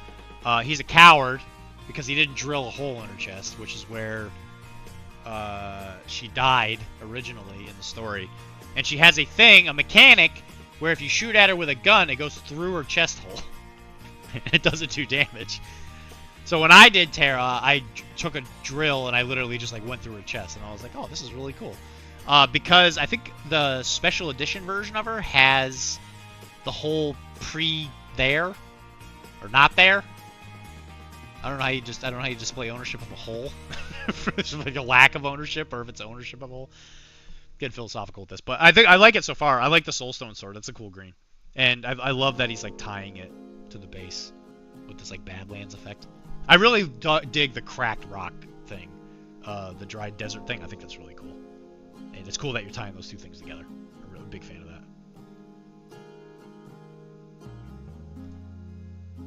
that. This, I believe, is the new Misaki. Still working on the code. Yeah, and for sure. Like, if you wanted to make it look worn, let me see if I can pull it back up. If you wanted to make this coat look worn, what you could do is do the mid-tone, and if you really want to start getting that effect, you take a brush that's a little beat up, you know, kind of like, it's not a really, something that's kind of beat up, and just stipple it. So what you do is you just take like the mid-tone. In this case, I would use Baylor Brown, right? Because I'm a man of patterns, I guess. And then you get on there and then you just like kind of poke it, which I'm sure you know what stippling is, but you take that and you just kind of give it a little beat where it looks inconsistent. Wipe it off. Maybe like a bleach bone or whatever color you really want to highlight it with. Something that's like maybe even, I probably wouldn't go pure white. That might be a little much. But like a bleach bone, and then just really go with your basic, like, how you would usually highlight a model, but then just stipple up. And you'll notice that it'll give it like this beat worn look. Yeah, I love, Baylor Brown's good, Scrag Brown's good. They're both, yeah, any of the GW Browns. That's the one thing GW does make is a lot, their Browns are actually pretty good. I'm a big fan of their Browns. But that's what I would do if you want to make it look worn. I don't know if I have something I can immediately show that has that effect. Doesn't really matter. I'll probably show it. Alright, this is Misaki. There's also another Malifaux model. I have horror stories from the old one. Yeah, I played against a lot of Misaki. I actually really like this one more than the old one is cool because she does like that overhead kick thing. I think that's kind of cool. This is a cool model. I like what you're doing with the blade so far. That blue is really cool. I love the yellow. The yellow so far. Really digging it. I like this blue. I'm assuming you're going for like an NMM. I know you've been doing a lot more NMM lately. If that's the case, I think it looks good. It kind of looks like a little magical, like a little mysticalness going on there. Okay, so then we have Gwen. So this is Gwen Poole from MCP. Yeah, trying to tie the blade with the flame. Yeah, it works really well. And again, you're doing this. Well, again, I don't. Oh, I guess that might just be the base coat, but there's a little flower there on the base. It'd be cool if you took that flower and tied it to something. Maybe make the flower blue, just to tie it in with the model. That might work out pretty good. You're trying to tie the plate with the flame feet. Yep. Yep. I think it looks good. I'd be pretty happy with that. Okay, so then we got Gwenpool. Gwenpool is from MCP. She's very, very good. And we got a little Jeff. That Jeff looks really good. Actually, funnily enough, I have Gwenpool over here. I gotta finish for Jesse. With the poo, the poop rocket. I haven't quite finished her. Something else I gotta do. I like the pink. The pink looks good. A lot of times I've noticed that if people don't know how to paint pink, you just take red and add white, and you get a perfect pink. It's like weird how easy it is. So if you really want to paint a good pink, Monument Hobbies just came out with I want to say it's Rogue Hobbies box, has a dark pink base color. Yeah, dark hot pink. So you can even start with that and then just add white to it, and it literally just makes it pink. And it's already hot pink. I think they might also have a hot pink. With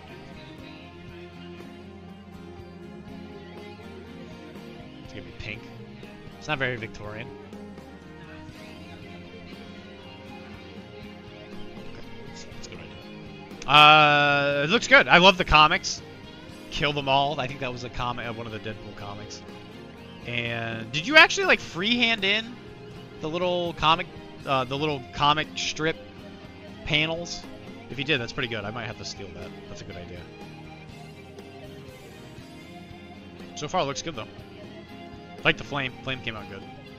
And that's kind of what I'm talking about with Wilmar. Again, I'm sure you were going to do it anyway, but for anybody who may not know, you paint the yellow. Then you paint like an orange or like go red or whatever, maybe to a brown, and then you start like stippling in that black, and it makes it look, it makes it look a lot more authentic, because it's not just like bright and yellow. So yeah. I like the reflection he did on the base too. Oh yeah, the little bit of spillage. Yeah, the flame. Yeah, that looks great. Also, my stuff, feel free to critique. I have no feeling. I think it looks good. I don't have anything I can really say. The only thing I would even say is like your black just looks different than how I paint it, but I paint super blue black, which is just a different black, right? So like your gray here, like my Jeff might look different because he might have more blue in him. Your gun, mine would probably, again, maybe higher contrast because I'd be using more blue and maybe a lot more like pure black in the recesses. But again, it's not that it's better. It's just that it's just different. Again, I don't know how much of the model's done, but if I had a lens like this, I would definitely do like a little gem effect where I would increase the contrast on the side that isn't hitting the light, and then I would hit the corners of it with like a little white dot, which it might have already. That might be what that little white spot there is. So you might have already done that, and it's just not coming across in the picture. But skin looks great. Yep, Kara commented on the skin. It looks great. Again, like your brown leather, I would just paint different. Like, this looks fine. Yeah, I think it looks good. Hold on. All that stuff strapped to her legs looks wildly uncomfortable. That it does. Yeah, you're not wrong. Okay. There you go. That was the first time we got to do that. Yay! Everybody's a winner. Yay! Okay, so back to painting some luggage. Sitting here contemplating why I'm so hungry. So again, taking a little bit in blue. Gonna take out a little scoop. A little scoop-a-doop. I have a couple areas where I've had a couple areas where I've been mixing it since I've had this piece of paper on here, so just gonna slap that there, put that here, grab some blue black, give it a mix, and again you kind of get this blue black that's just a little bit more Lothern bluey. Great highlight. Yeah, you did do the lens effect. Okay, that was what that white dot was. Yeah, that looks good. Awesome. Yeah, that works. Yeah, I think it looks great so far. Alright, so again, this black has a little bit, this blue black has a little bit more blue in it, right? Because blue is the highlight color. And so you can already see, hey look, it's a more blue black. choose a brighter color, and this is what we call a highlight. Wow, I can't believe it. Who would have thought we were going to do that? So then, on flat surfaces, you have to be a little bit easier on the color transitions because it's very easy to see the transition lines. So what I'm going to do is just make it a little bit more watery. And we're going to come in and kind of clean it up afterwards, so don't worry if it's not perfect. It doesn't need to be perfect. And again, any kind of imperfection might even add texture to the thing, so it's like not a huge deal unless you're painting something you really want to look pristine. And again, you kind of tone it down. So now it's about 50% of the model I've highlighted with that color, with the highlight. Because I think a lot of times what people do when they're trying to do highlights is they highlight too much because they want like seamless transitions. But it's okay to not do that because there's a way you can make the transition a little bit smoother.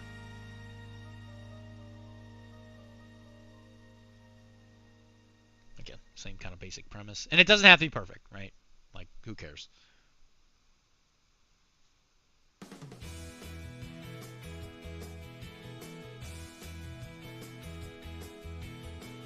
So we got Malifaux getting painted, we got MCP getting painted, and we have random RPG models that look suspiciously like World of Warcraft characters.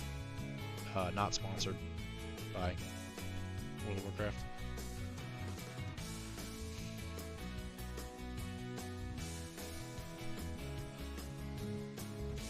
But you know who we are sponsored by?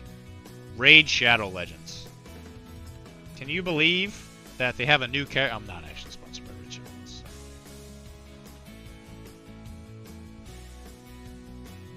Although I think the network was at some point sponsored by them, but that was before I got here. You did miss the feed. Yeah, you missed it. You barely missed it. You're gonna definitely want to pay attention to every single second of the stream to make up for the potential that the feed might come back. I can't make a promise. It was a little extreme. Some people got upset. But you gotta do what you love, you know?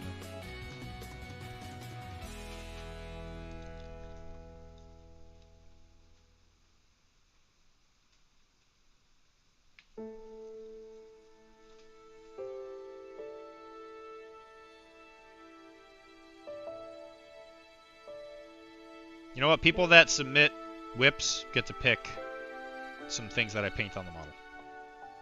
You gotta submit a whip, though.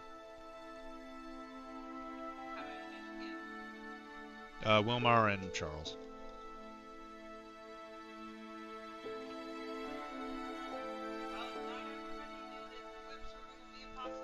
Yep. I'm not worried about today. Well, I'm not worried about any day, quite honestly. But I figured it might be something neat that people wanted to do, just to show off, get a little some, you know what I'm saying?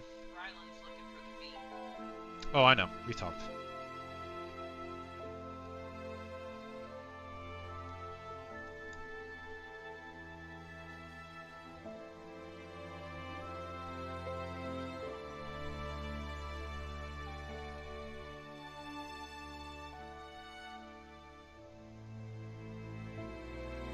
Rylan, you can't just use me as white noise and then come in here demanding feed pics. That is not a transaction that I can condone, sir.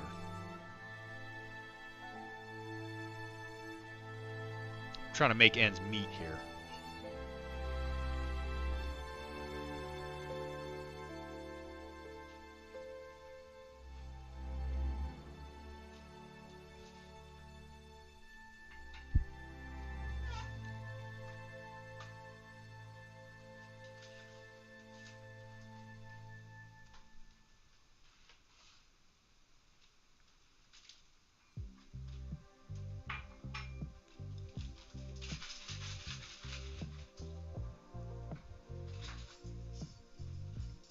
Nine o'clock. Dads are probably going to sleep soon, so if you have not called your dad, do it now. Tell him happy birthday from Dr.D.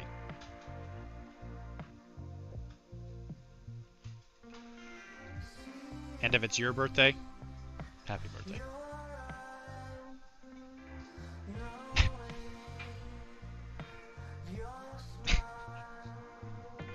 fair. I'll accept that, actually. that's actually kind of clever.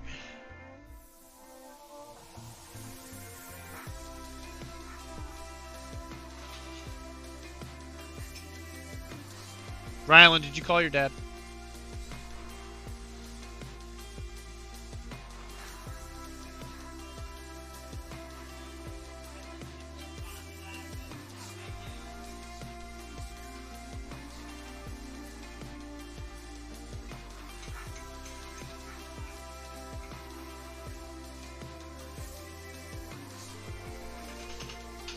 I keep pulling it off the screen, sorry. 8 a.m. this morning. Good for you, buddy.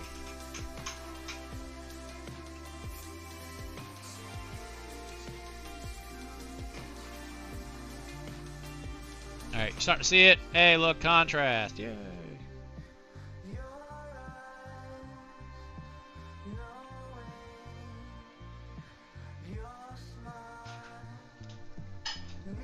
So, there should be some kind of poll, right? Where Wilmar tells me what master he's going to play against me. Oh, by the way, Wilmar, somebody asked me... I think it might have been John Swan. He might have asked me to do a Malifaux demo. He might be able to come to the store on Wednesday if you wanted to do a demo with him. I don't work on Wednesday, so I could actually come and get you. And then maybe we go get lunch or something. Maybe we talk about our feelings.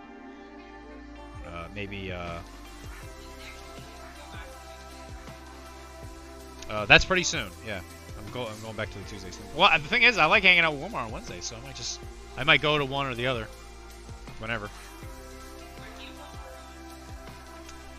Because he doesn't have a car. Well, I'm not working. It's not a problem. When I start working, I can go. So I'll be in Lexington. We're not going. Next week is your. The next week is your recital. Oh, you want me to go that time? Yeah, sure.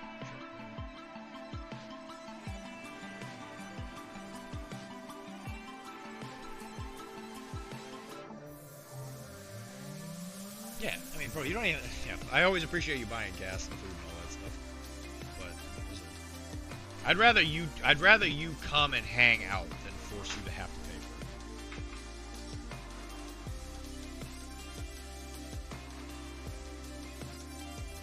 And we can always, like take a hot tub session together. I don't have a hot tub, so we're gonna have to improvise. I'll probably just. We'll just get into it like that. That's true. I don't even have a bathtub, so I guess we're gonna have to. We'll get a couple buckets. We'll go to like Home Depot and buy some of those big plastic containers.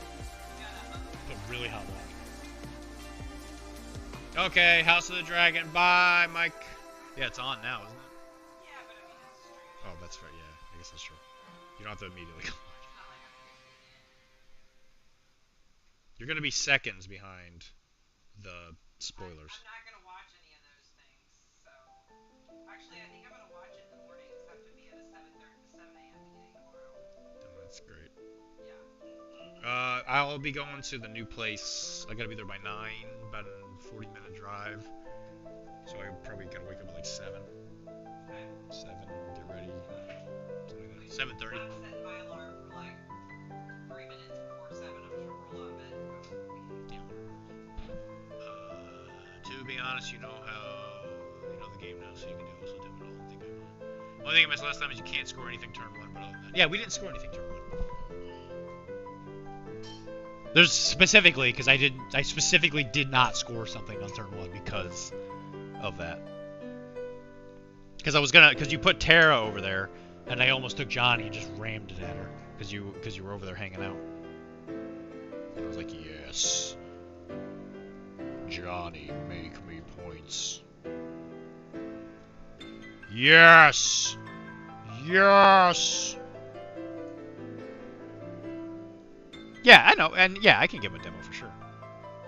I just figured, I don't know if you wanted to do it together or whatever, because I mean, it's not like we can play somebody else when we're doing the demo. or one of us can play. Or heck, actually, you might be able to play Infinity with somebody.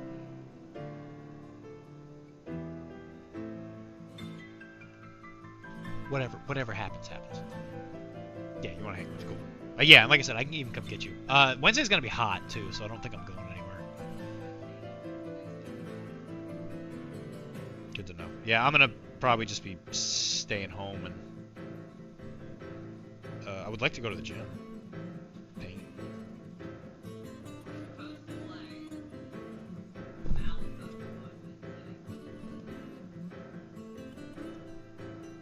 Well, you can come with me. Well, you gotta do your class. Yeah, we can still do that. Whatever. I'm down for whatever.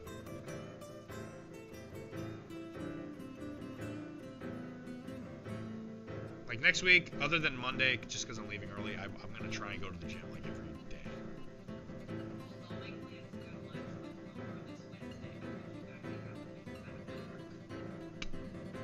Oh, that's right. Wednesday's a holiday. That's right. Yeah, that's right. Yeah.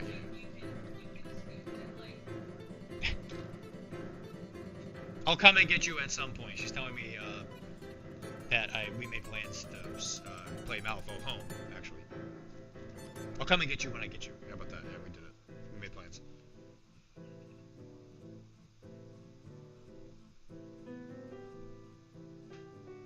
But what about the hot tub?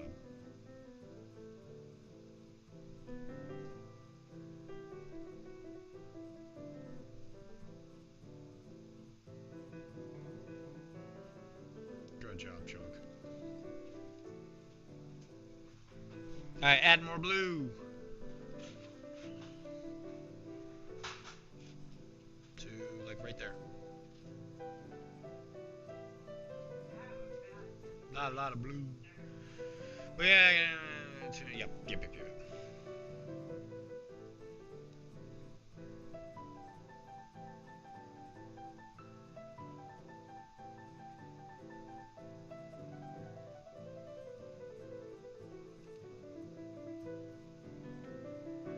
I really want to try Lord Cooper,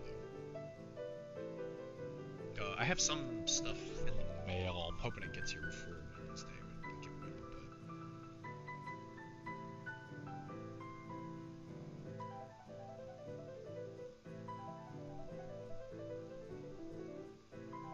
but... Time flies.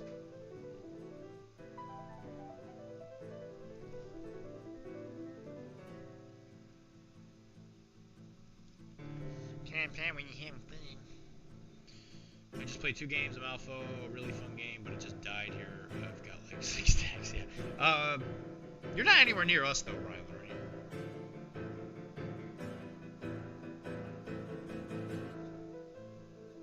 Bro, you're like, I want to say you're like West Coast, right? Listen to the official Lord podcast. I was initially hooked at Lincoln Hoffman. I fell in love. Yeah, Lady J's great. She used to be not great. You're Memphis. You're Memphis, okay.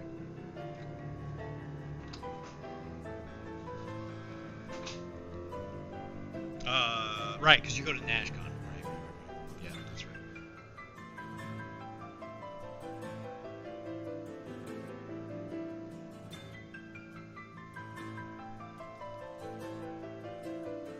If anybody needs an explanation of what I'm doing, I'm just taking the new, the black highlight and just highlighting.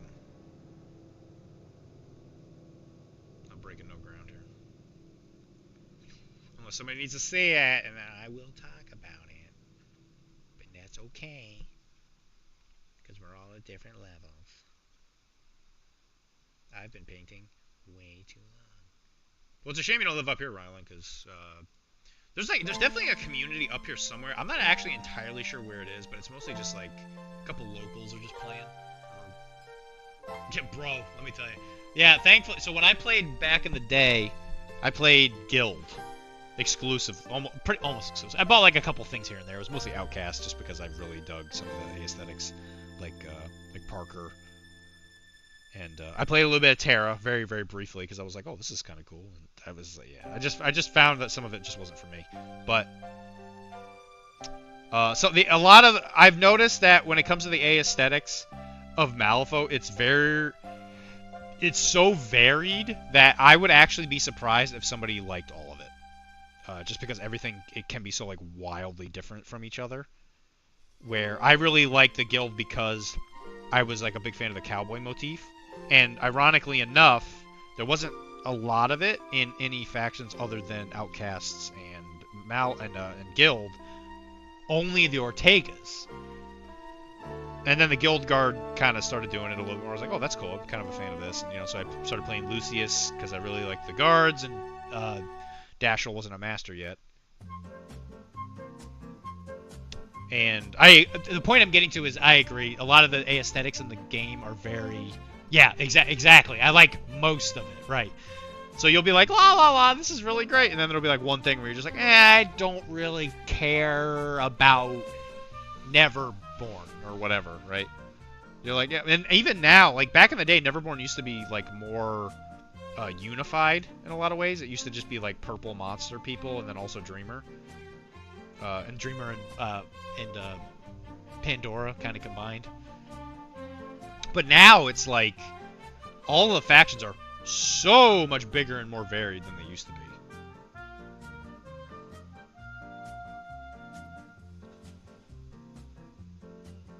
Yeah, it's actually kind of crazy.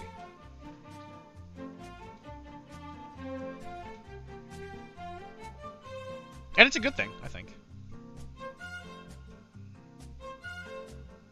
And the way the keyword system works now is it's cool that you can have so much cross-faction play where it's not like necessarily you playing Resurrectionists anymore. Now you're playing like MSU, where now a model could be thematically an MSU model, but like before they couldn't put it in Guild or whatever, or Arcanist because of whatever reason, and because of lore reason. And now you can do that, and I think lore-wise it makes a lot more sense to have so much faction crossover beyond just originally the 10 Thunders Masters, and then it kind of expanded a little bit, like Lucius was also Neverborn.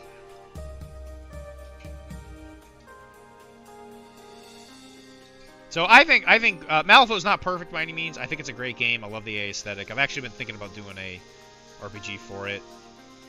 Maybe making it a live stream or whatever. Just because I really like the setting. And I've had like an idea for a story that is kind of, it could be any system. But if we put it in the Malifaux universe, I think it'd be kind of cool. I've watched so much Malifaux stuff today. Yeah, it's a great game. I'm a big fan. I need to think about what master to pick up now. Yeah, you were saying that you were thinking Parker or Thierry, I think is what you were saying. I've got first, second, third editions of Lady J and the Dutch. Actually, bro, I got you beat on that one because I've got all those, and I also got the Dead Justice box that I've opened repeatedly and never done anything with. I think at some point I think I own all of the Lady J's other than the Nicodem one, where it's like iconic or whatever. I didn't get that one. I've played 2 games. Yep. Listen to the official lore podcast. Hoffman, I'm kind of like, I don't really. He's the one guild master I was like, eh.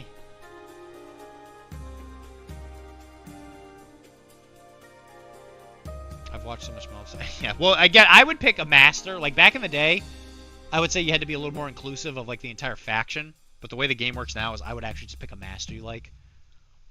It's so much easier to use a single master at, like, an event, or, like, back in the day, when I was playing Guild at pretty competitive events, I would switch between a couple different masters. Like I would play Perdita for certain things, and then I would play Lucius for certain things, and I would play McMorning, who was also Guild at the time. I used to play a lot of him. Back in the day, Lady J's crew was let down by the fact that the Death Marshals weren't very good. I think the current Death Marshals are significantly better. I was actually looking at one of their cards not that long ago. Actually, do I still have it over here? I was looking at their old card from 2nd edition, and then I built Mysterious, one of the very first Miss models, who was a Death Marshal. Her card was the old rules, and I was like, oh my god, these guys are so bad. And then I looked at the new ones, I was like, holy crap, these guys are really good. The fact that they get fast when somebody's undead nearby, I was like, heck yeah, this is sick. Way better than what they used to be. Before, they were a 5 soulstone minion with hard to wound, and I think that was it. They didn't do a lot. They had a gun, and they could put somebody in a box, which was good, don't get me wrong. But you're fighting for space especially back then when you could bring whatever you want. There wasn't keywords. So most of the time, I would just bring like an executioner, and just not even bring minions. Other than I liked Witchling Stalkers. I love the brutal effigy. Brutal effigies. Probably one of my favorite models of all time. I love that little stupid thing. Little puppet man. Puppet man! I'm actually looking at 10 different masters. Yeah, bro. That's why I just pick a faction. I'm like, if I stopped and bought every master I was interested in, I wouldn't be able to afford a business. Let's just put it that way. Because I love the aesthetic. Like, there are some rezzers I would play. Like, I would actually probably still play McMorning. Just because he's the least rezzery of the rezzers, where he doesn't really summon anything other than Rogue. I don't even know if he can still summon Rogue Necromancy. That might have been an upgrade back in the day, but I know he can do flesh golems, and I think that's it. Yeah, you buy from the sales. Yeah. Death Marshals are real fun, plus being able to accuse models of being undead to get them infested. Yeah, it's pretty funny. I think it is a cool way to make a game last, though, because now you aren't shackled by bringing a Death Marshal crew and only pulling them out when the other person says, hi, I'm playing rezzers. Which I actually tried to do a couple times when I was playing more competitively. I was thinking to myself, like, oh, when they say they're playing rezzers, I'll just bring Lady J with the Death Marshal stuff. And back then, again, rules were different, yada yada. I tried it a couple times, it never worked. And I would just bring McMorning or Perdita, and they just were better at killing them. Just because of the reliable range from Perdita. So you could just like put her in the middle of the board and just start blasting the undead guys, and eventually they would die. I don't remember if they got rid of like corpses. Like, I want to say the judge when he back then, he killed somebody. Corpses didn't drop either. Good night. Okay, dope.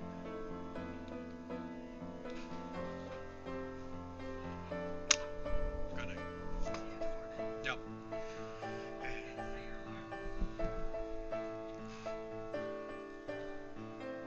Alright, that black's coming together. Just sitting here chatting away. Having a good time. Now I'm going to take some pure white. They're relatively pure. Pure enough. I just want it to be pure. And then I'm going to put it up here. Mix it with a little bit of that previous color. And you're going to get like this type of blue. And this is going to be one of the more extreme highlights. Again, if you're not feeling comfortable with it, you could definitely stop at what you were doing before. And it would look just fine.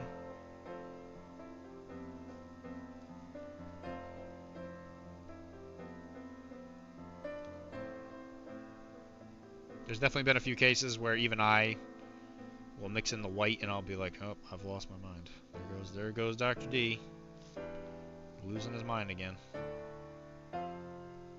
And there you go. Like, that's what I would do with the white, is I would stick mostly to edges and pretty close to wherever the highlight's going to be. And just make sure you pull towards the light. There you go. Now, that's pretty bright. We're going to definitely go back in there and darken it up a little bit. So don't panic if it looks more like blue than black.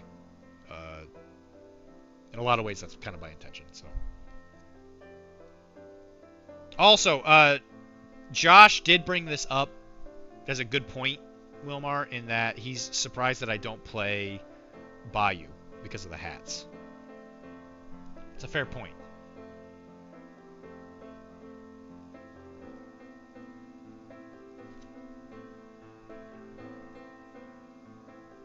You don't need to worry about me playing Bayou though, unless it's the anglers. Then I might go and play them.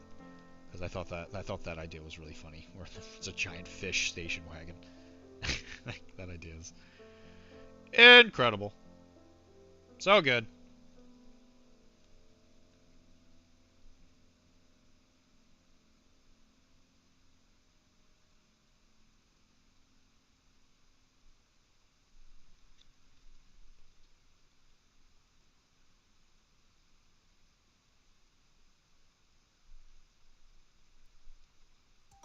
Well, Rylan, if you ever find yourself in the Boston, Massachusetts area, make sure you give me a shout. We'll play something. I'm even willing to play MCP. Maybe he just likes tiny hats. I really do like tiny hats.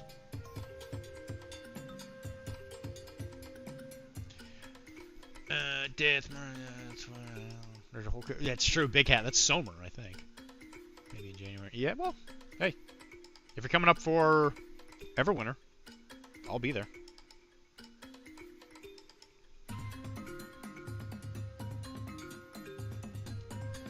I'll be playing Infinity, more than likely, but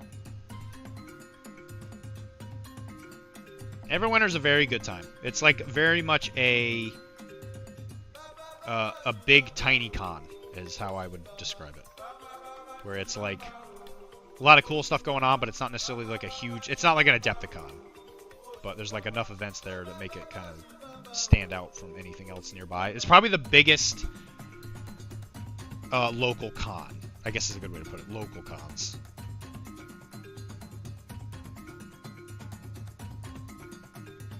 And it got turned into, at least for Infinity, it got turned into a satellite event. Which is great.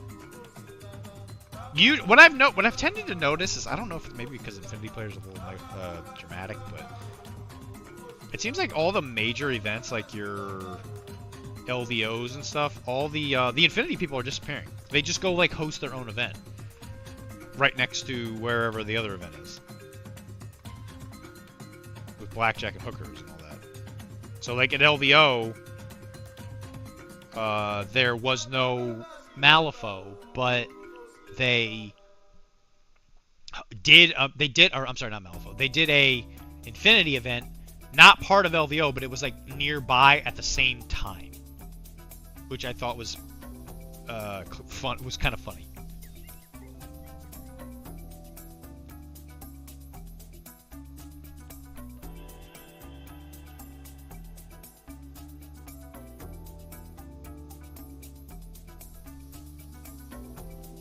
Starting to see those highlights, like that right there looks a little extreme. It's fine. I'm not really all that worried about it. Once everything's done, a lot of this stuff isn't really noticeable.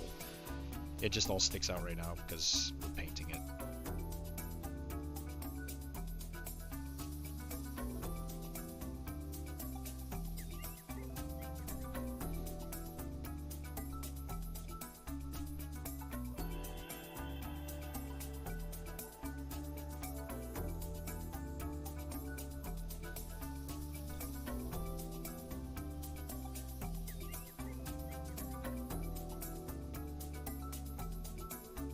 I will say I just don't like Gremlins. Like I get that they're like the meme faction, but I don't know, maybe it's just because I played against them almost exclusively for like a really long time back in the day. The joke got old to me, especially when going into like Ophelia. Well, back in the day, because back in the day, what would become kin now, they were really good. They are, in fact, not that good anymore. But back in the day, there was this thing called a pigapult, which was a catapult that shot pigs. And it was not well balanced. Just put it that way. And I had to go into that stupid thing so many times that I started losing my mind. And running through, essentially, a guild family, the Ortegas, who in some ways were better than the Ortegas themselves, which I don't think it's a good idea to have the copycat faction just be blatantly better than the people that they're copying. Don't know. Doesn't make sense to me. But I was admittedly a little biased in that regard. But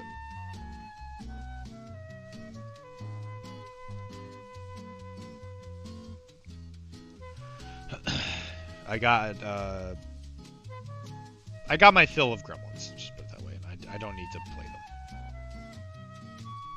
Even though there's some interesting stuff.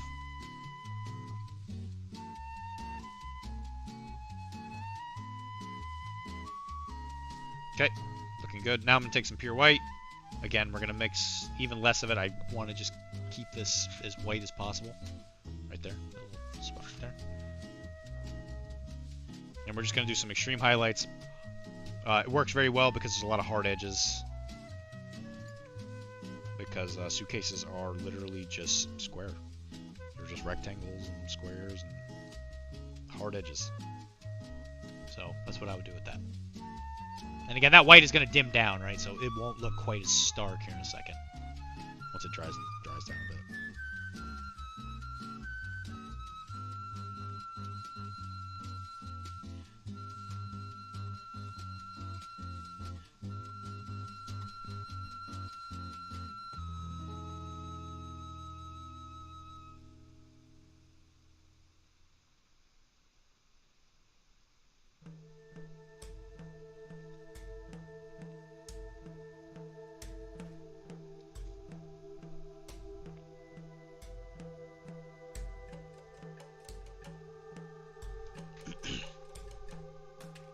Post the whip thing one more time. What are we listening to? That's a great question. What are we listening to? It sounds like some kind of like tribal music, doesn't it?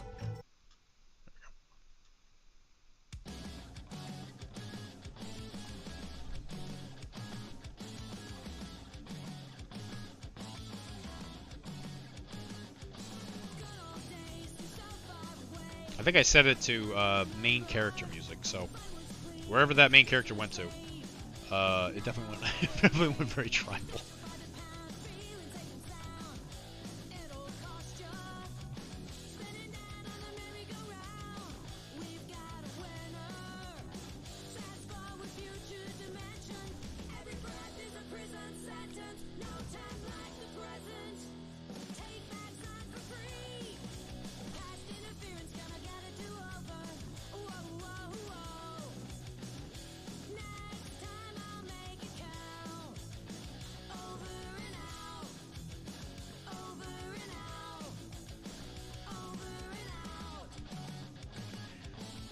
Thank you for hanging out with me, guys. Anybody that's here, really appreciate it.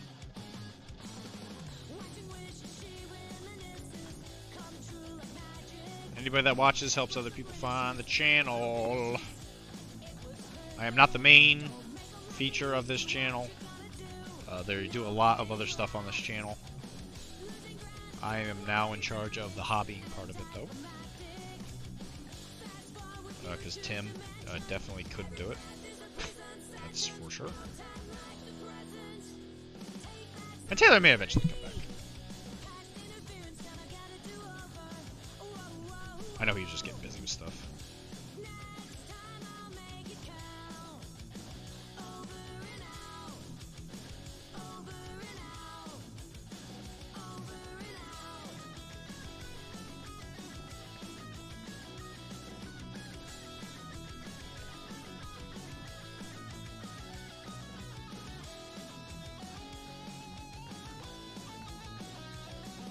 Is that better, Rylan?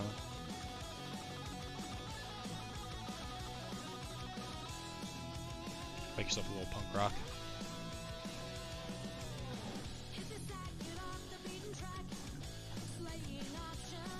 Okay, so now what we're gonna do, that's a good top highlight. I'm gonna take some black, really water it down.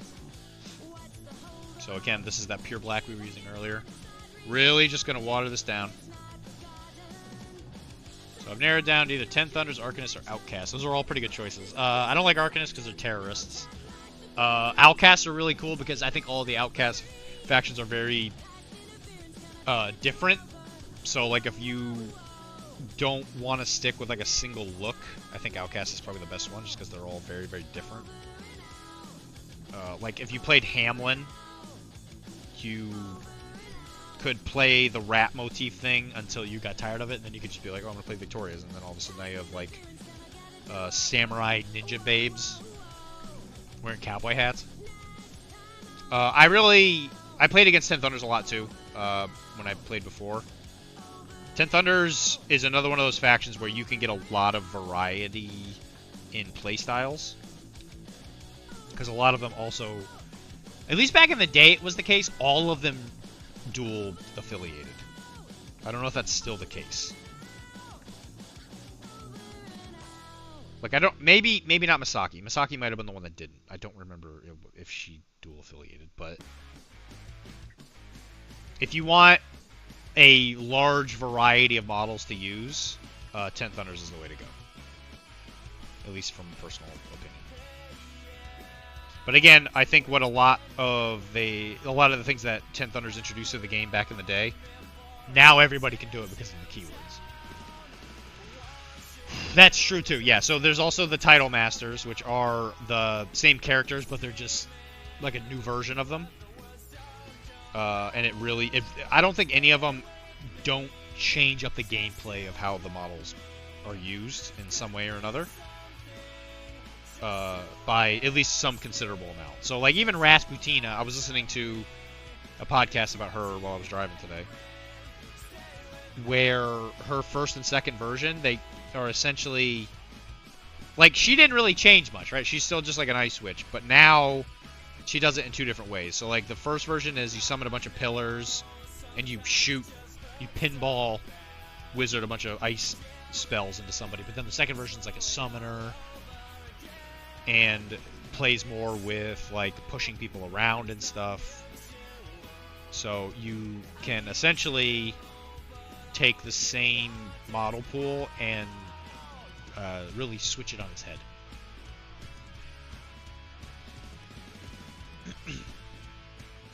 Alright, so now when you take that watered down black, you don't want to go all the way to the top and get rid of the big highlight at the top of it.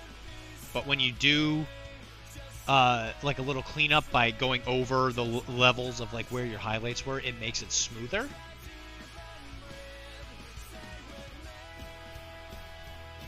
So you just take it, give it a little drag, and you saw that little transition line there just a second ago. Now there used to be a transition line between this part and then the part below it, but after you do like enough of these little layers, it may not completely go away, but it'll go away enough where you don't really need to like think about it. Nobody will notice it unless they're really close to the model.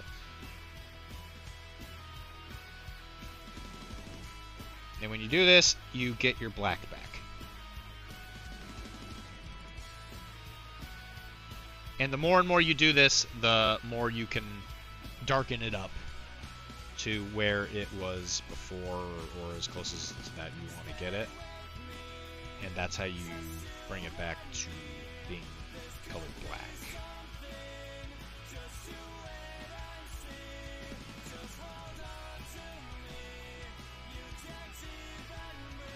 So as you can see, it kind of starts to blacken up. Transition line still there, you can still see it, but definitely not as bad. And you just kind of do this a couple times, and when you're happy with it, you're good.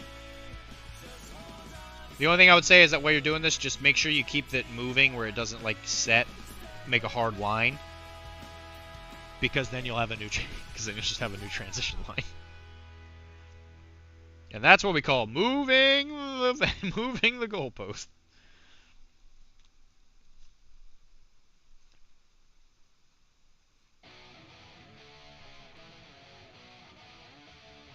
I'm going to paint a little bit of the under cloth for the baggage thing. I wasn't really sure what to do with that. I'm just going to paint it black just to help get the model finished.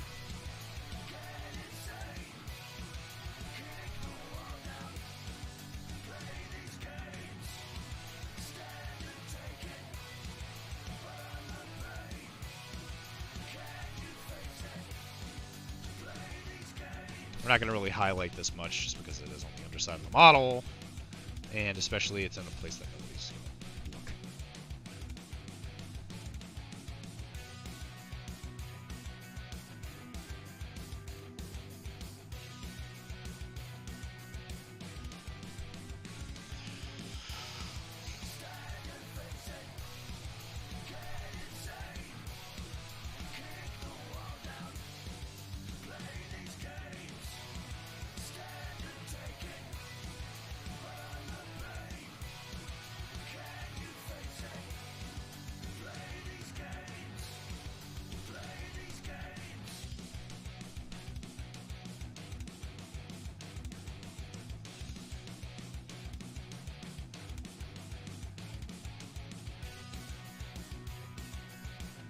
And you just start getting some of them creamy, smooth transitions.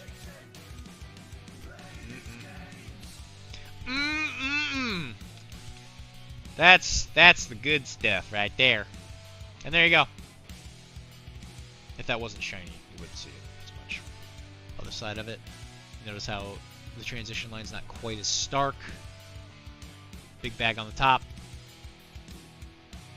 And a little roughness is fine, whatever, you know, it's like once this thing gets varnished, a lot of those like lingering transition lines will go away. And this guy doesn't have to win anymore, so I'm not really worried about it. I have these greens out, so I'm actually just gonna paint his eyes. So I'm gonna use my classic green, which is black green, green, and then bright yellow green. It's easily one of my favorite color combinations in painting right now. Ironically enough, that's what this glow is. So if you're curious to how to get that kind of glow, it's those 3 paints. And there is a blog about that on PCN.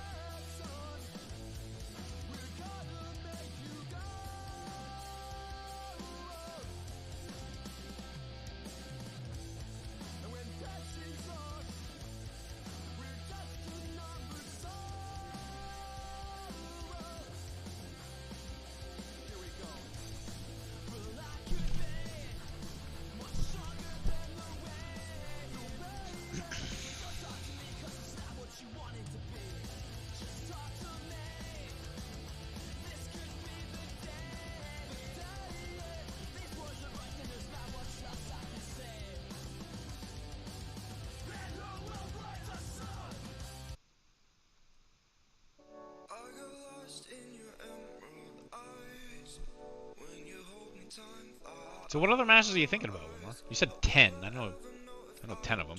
Is it just every other master that you don't own right now? I'm telling you, man, you gotta stick to it. Just stick to a faction. Collect all of it. It's a lot easier to make a decision after that. Or at least recognize which faction tends to come up more often than others. Okay, so what I'm gonna do is I'm gonna paint a couple like stickers. Like travel stickers. If there's anybody here who would like, I can try and paint like your name in there.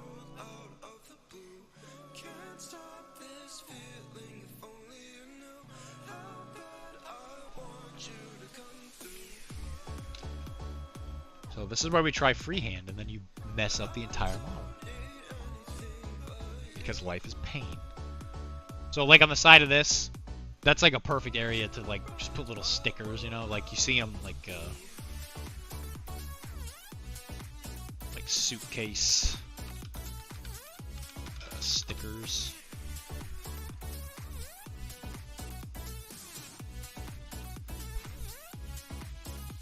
Whether it's a real thing or not, I have no idea, but this thing.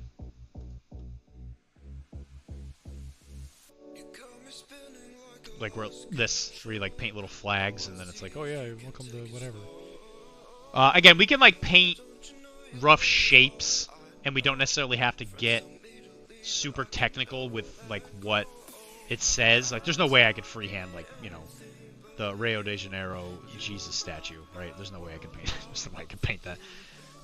But what you could do is you could paint a green circle, even just like some just random shape in a different color. And I guarantee if somebody looked at it, they'd be like, oh, hey, look, that kind of looks like the thing. That looks like a sticker. Paint your name. Okay. So it's on black. What color do I associate with Tisdale?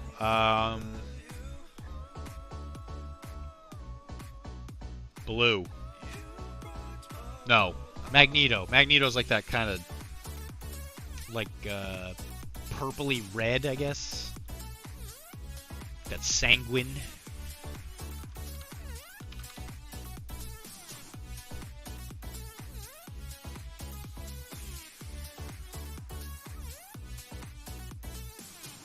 I guess it's more just straight red. The helmet with the purple. Yeah, it's like red and purple. I don't think Magneto's pink. Pay my name. Okay, so what I'm going to do, I'll do purple. Yeah, that's what we'll do. So, let's take royal purple. probably close. It's not quite exact with Magneto. This might be a little dark, which, and if anything, that kind of works to my advantage. I'd rather it be too dark of a color than too bright.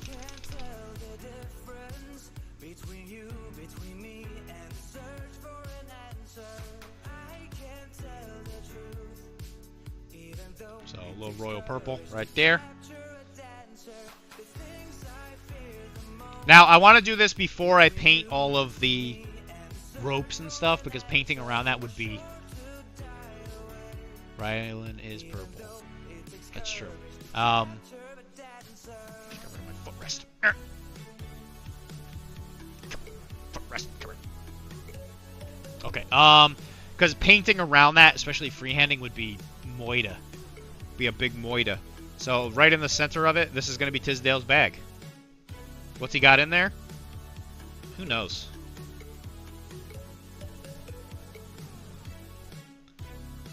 Who knows what he's got in there? Probably fruit snacks.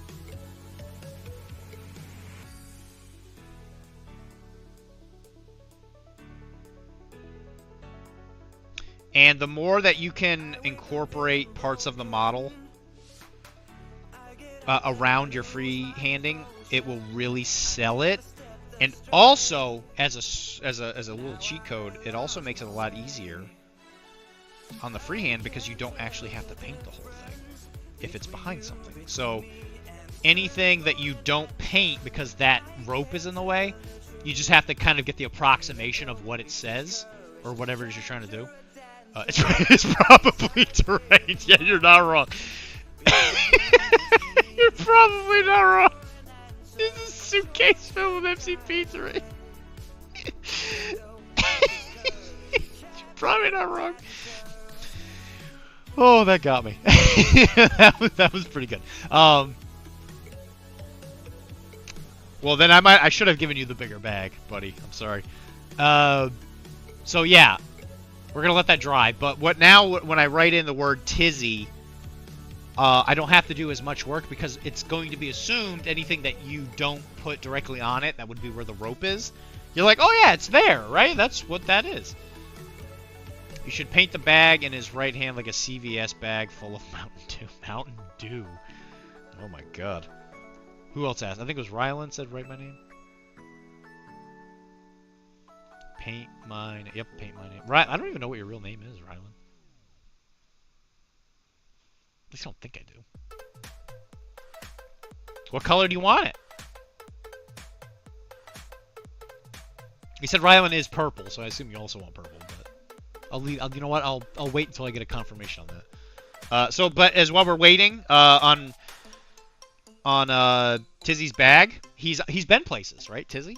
He travels a lot, mostly to around his area, because he doesn't really go anywhere other than to help do stuff for for Adepticon apparently. So what I'm gonna do is I'm gonna paint a little red circle.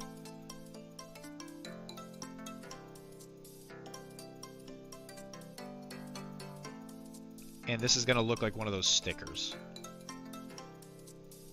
At least it will, after we're done. This one up here, I'm going to do the same thing. I'm going to put a little red circle right here. And these things, I would honestly not even highlight in a lot of ways, because we're kind of going for like a fun little effect. If you're really good at freehanding and you can do that, then don't talk to me or my son ever again, because that's too much.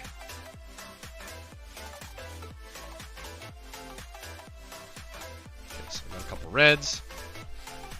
All my base rings are pro acryl purple. Okay, so you're a big purple guy. All right, cool. You didn't say your real name though, so I guess you want me to put Rylan. I can try. That's a lot of letters. I'm gonna put you over here in the corner.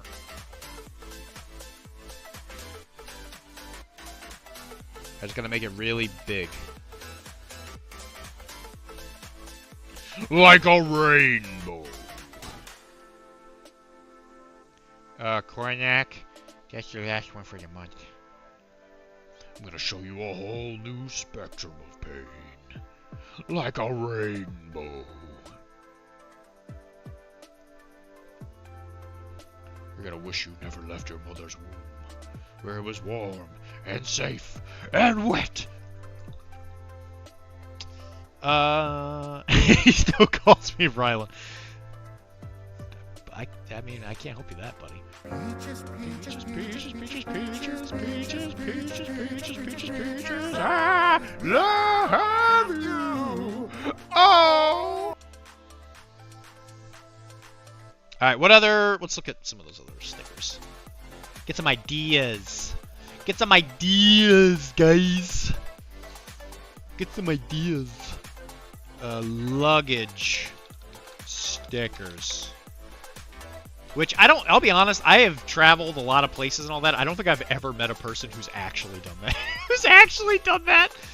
Where they put the stickers on their bags. I literally don't think I've ever seen it.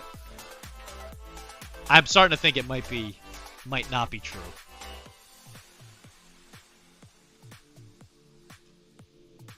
Uh-oh, I'm getting called out. Told it. I don't know what to tell you about that. I can't help you with that one. So up here, we'll do a green one. And again, what I'm going to do is I'm going to make it look like some of it is behind this other bag. Sorry if I'm pulling this out of the mic. This is kind of technical. This is the tiny detail work. Because when you do that, again, it kind of maintains the facade that it's like, oh yeah, all these things are independently when they're not on a model, right? They're like, oh yeah, this thing exists in real space. Even though, guess what, guys? It's not.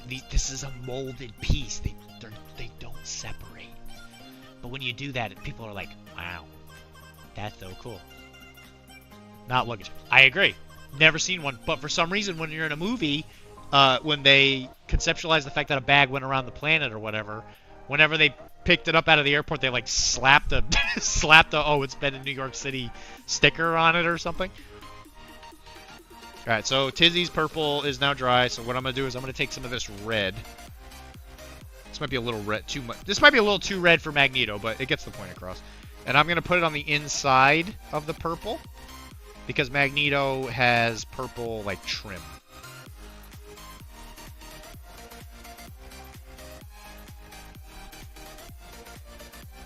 And just so you know, Tisdale, Timmy has never painted a model that had with you incorporated into it, so remember that when we vote for who the next John PCN is going to be. The All-Father plan is now in full effect. The slack. The slack is now happening. So there you go. I think that purple and red kind of reminds me of Magneto. Again, that red might be a little too red, but that's fine. It's probably not perfect. Puts him in the sciatica chat. For sure.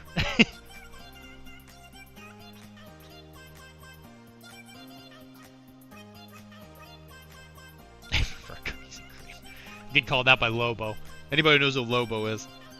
Alright, so inside this little red thing, I'm just going to make a shape. Just some random shape. And, what's a good color that would work with that red? Let's do yellow. I like yellow. I like me. It doesn't even matter what kind of yellow, because we're not really conceptually making anything realistic.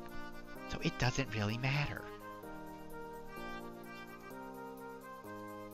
I like this one being the idea of, like, just a shape.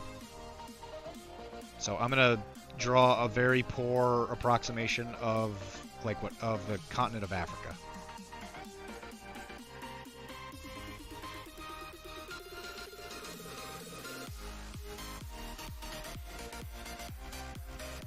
There you go. Boom. Bam. Pow.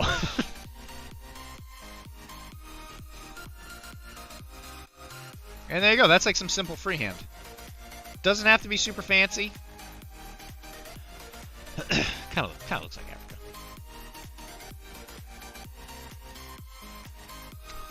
Africa. They do stickers on bags before our time, back when people rode trains and had trunks full of them. There you go. See, Get to the Chopper's a 300-year-old man. So he knows these things. But he has the money to travel. Us poor people don't. We can't get places.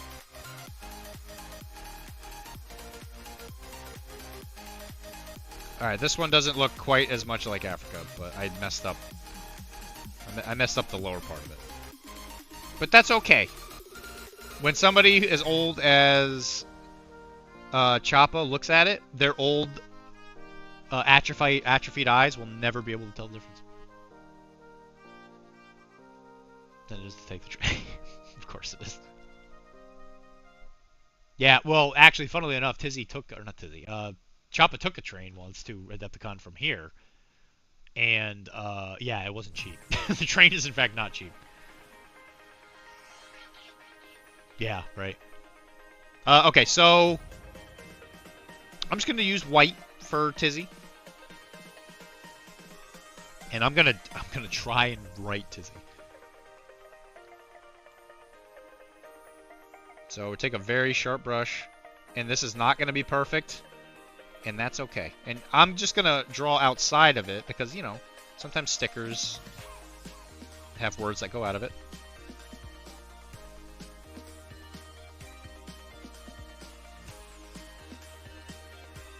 Now again, I'm going to draw like the top part of the eye. So again, that looks like an eye, but it looks like the rope is in the way. Which again, the ropes in a lot of ways let us cheat. So now what I'm going to do is I'm going to pretend like one of the Z's is behind that rope. So I'm going to just like in my brain imagine writing it out. Maybe get a little bit of the edge of it. We're going to come down.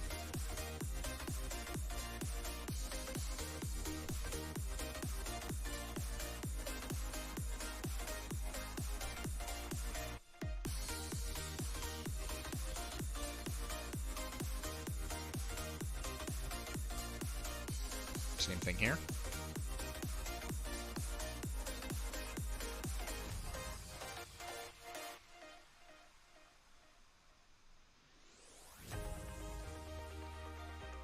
This one might have a little bit poking up out of the top with the top of the Z. There you go. It says Tiz. Isn't that cool? That's Tisdale's bag now. It was not cheap, but it was much more comfortable and very stress-free. Well, us poor people don't know what stress-free means because we have to work for a living. What do you think about that, Tisdale? I think it looks pretty cool. What else do you want on your bag? Have you ever been to Africa? Alright, so Rylan. I don't know what Rylan's real name is. He doesn't want to tell me. So I'm going to try and put Rylan. If I get this, I demand some bits or something, because this is going to be a lot of work. I'm going to reinforce that purple just a little bit. It was looking a little see-through. That's okay. So a little purple. We see. So we got that green sticker. Do right. Yeah. Okay. Right. Sounds good. Fake name. Fake. So that green. What works well with green? It's kind of fun. Now when everybody looks at my baggage bot, they're going to be like, wow, that looks like garbage. Like, thank you. Oh, I'll do it like a flag. Okay, yeah, that sounds cool. This is the Malifaux universe, so a lot of the countries are not real or don't exist. So we can literally do whatever color we want. Let's do... Oh, thank you for the bits, Rylan. Yeah, and they are all looking at your baggage bot. Ooh, got them. So the green, and let's do this blue. I love this blue. So now I'm gonna do like a diagonal half circle.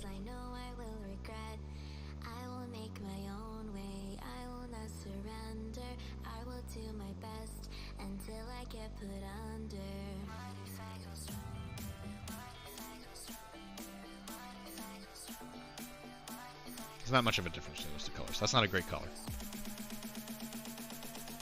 Let's use a little bit of this red that we use for Tizzy.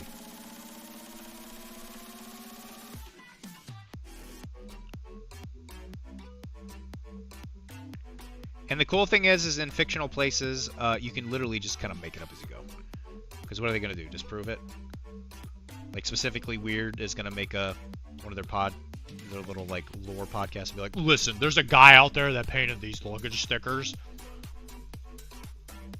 Can you do a peach sticker? Peach as in, like, the character? Or are you talking about, like, the fruit? Are they all looking at your baggage? Because, like, I might be able to... I don't think I would do a very good job, but I could probably draw a butt. Add a Mickey Mouse sticker with a yarmulke on. Oh, God. Oh, man. The fruit... I could try. That might be cool. And a Mickey Mouse sticker with a yarmulke. I'm not gonna explain why that's funny. So yeah, like right there, that's a flag of some kind, even though it kind of looks like a green person with like a bandana. I really like that Tiz. That came out so good. And he doesn't even care. That's fine. I'm used to it. I've hung out with Ernie too long. What color do you want the letters, Rylan? What a jerk. So we got purple. What color do you want the letters to be?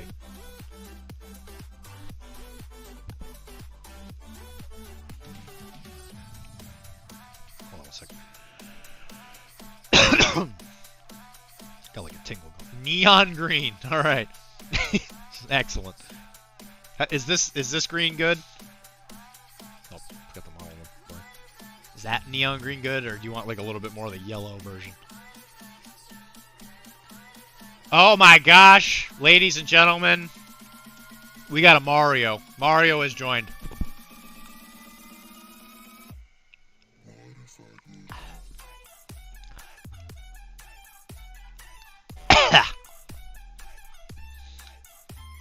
Sorry, I got like some kind of tingle going on the back of my throat here. Joining for a few minutes of my coffee break, but it's worth just looking at Dr.D. So thanks. Yeah, my web palette, it's been busy. This is about a week. This is like a week of work. And by a week, I mean, I think I started painting like Thursday night. So this is like Thursday to today. It's just me using this thing. I love Mario. Mario is one of my favorite people that I have never met in real life. But we finished this guy, Hector. He's done. I'm not sure if you... I heard that you were able to pop in for some of the other stuff, but here's Jesse's R2-D2 and C-3PO. I think it came out pretty good. Really big fan of these little base material things. What else did we do? We've been painting this baggage bot. There's like I got like a single paint on Lando. I was thinking, because this is like a weird turquoisey blue in the movie. I'm not entirely sure. I was thinking like, yeah, maybe I had the blue out. I was kind of experimenting. Hector is so good, isn't he? Are you talking about the paint job, or are you looking at? Are you talking about the rules? They're both good, in my opinion, but I appreciate that. Thank you. Yeah, thank you. Yeah, I think I think he came out really good. So, thank you. This guy's little flappy police tape on his radioactive junk pile thing that he's standing on. No shield. I couldn't find. I couldn't find the shield that's supposed to be on his waist. But honestly, I think it still looks fine. I love his I love his pistol. I love the space revolver thing. Yeah, but he's all done. I'm gonna be using him hopefully next weekend. Lando looks like most of my finished paint. Looks like most of finished paint jobs. Black with one color. The new blue recipe worked well. Yeah, it does, doesn't it? Yeah. That's what I was thinking too. I should probably go pull out an old one, but the new blue is just so good. This if you want to paint blue like Dylan and even Jonah does the exact same thing as me actually. This phthalo blue, the red shade. There's also a green shade, I think. Yeah. This paint is like thebomb.com for painting blues. There's a red and a green shade. Honestly, they look pretty similar. I don't notice a lot of difference between them, but I like the red. Yeah, thank you. I'm really happy with that new blue. Oh, by the way, actually, I think Wilmar might get a kick of this. I really think I might do this next with the Ross Jepson, which is the Bob Ross tribute gremlin. He's painting a thing on a pig. I forgot I had this. Found it while I was digging through some boxes. I was like, oh my god, about the Bob Ross model! Ah! I think he's a slop hauler, I think. I'll never play Gremlins, but I sure as heck will paint I sure as hell will paint this. It's absolutely one of my favorite models. Anyway, Lando looks both. Hector's so good, thank you. Okay, cool. So yeah, let's get back to it. We were about to paint Rylan. He wants neon green. So let's get some paint ready. Get it kind of loosey goosey. You know what I'm saying? Alright, make sure I know how to spell this. So it's R-H-Y. Whew. I'm hoping there's enough space.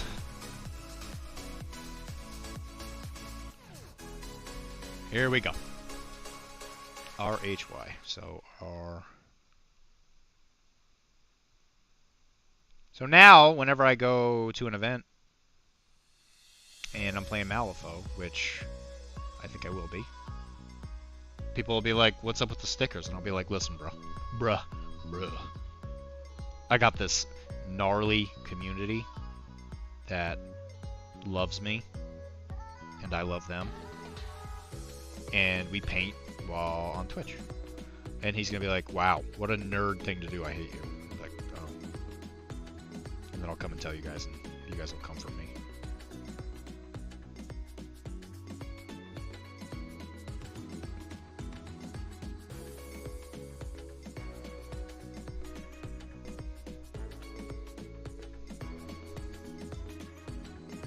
Oh my god, he's doing it. He's Adepticoning.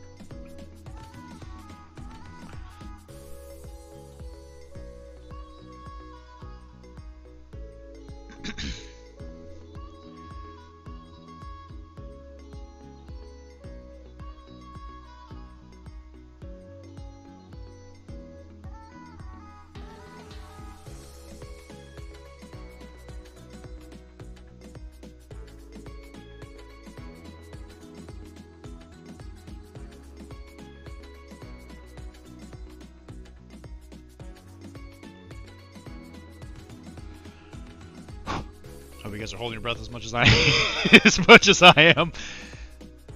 R-H-Y-L. Oh my gosh, I think I nailed it on the spacing.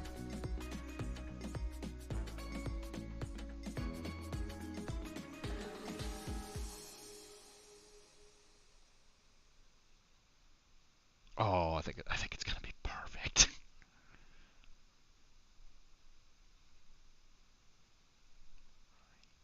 R-H-Y-L-I-N.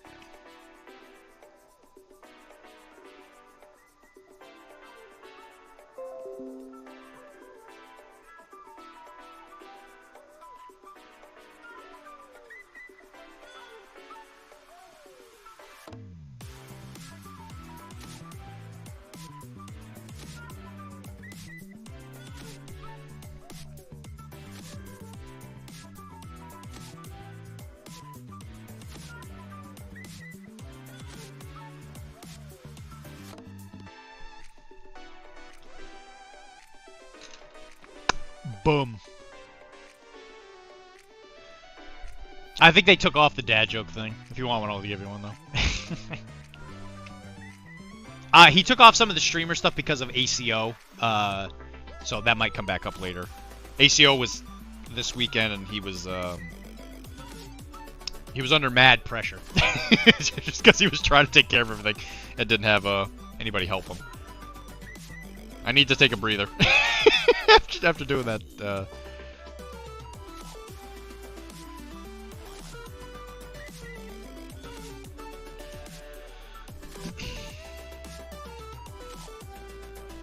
so, hey, stop me if you've heard this one. Wow. Yeah, no, what can I say? Hey, stop me if you've heard this one. Little known fact, Before the crowbar was invented, crows simply had to drink at home.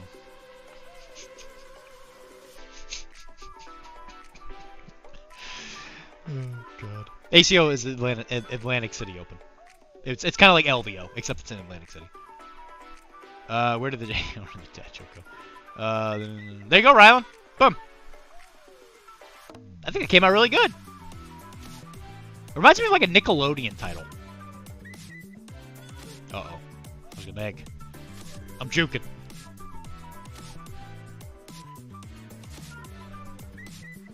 Okay, I didn't see it. I'm too fast. So there we go. We got that actually really came out. That came out really well. That is clearly readable. Wow, I'm actually impressed with that. Tiz is up there. This is incredible. This is great.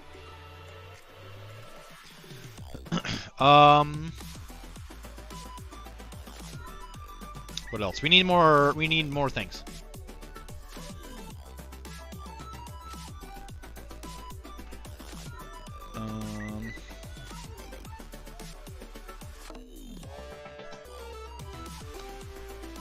What's a cool color?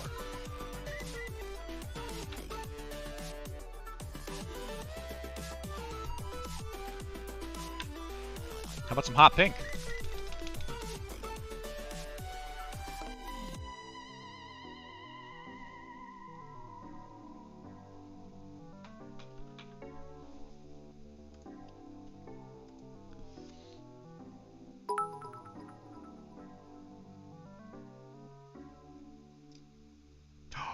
Corgos? That's a that's a thing? That's adorable. I should go get Chunk and force him to be on the camera.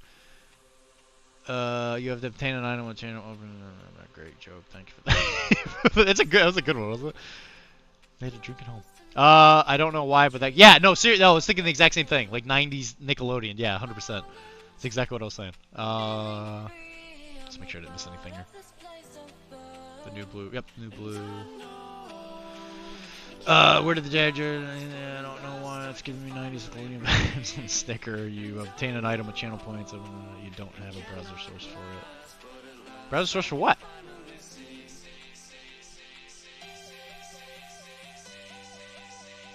Oh, for the egg throw thing. Oh, yeah, that's what that is. Okay. Sorry. Yeah, I might have to put that back in. I admit, when I was making the channels, there was a lot of stuff on there. I was like, I don't know what any of this is. I think that some of them were like not in the right position because I picked them up off of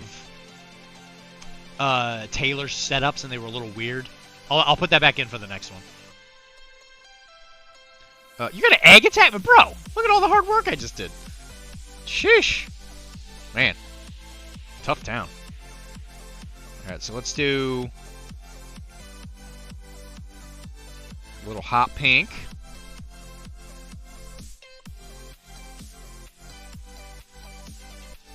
Some purple above it.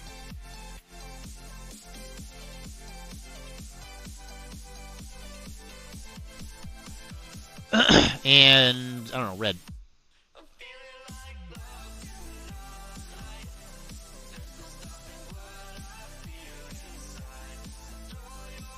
So, see? Little fake flag.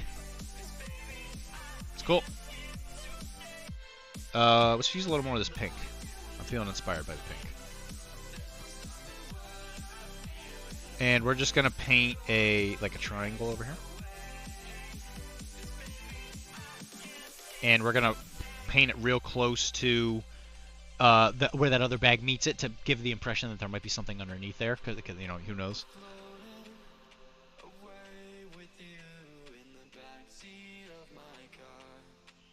And I'll do another purple or pink triangle over here.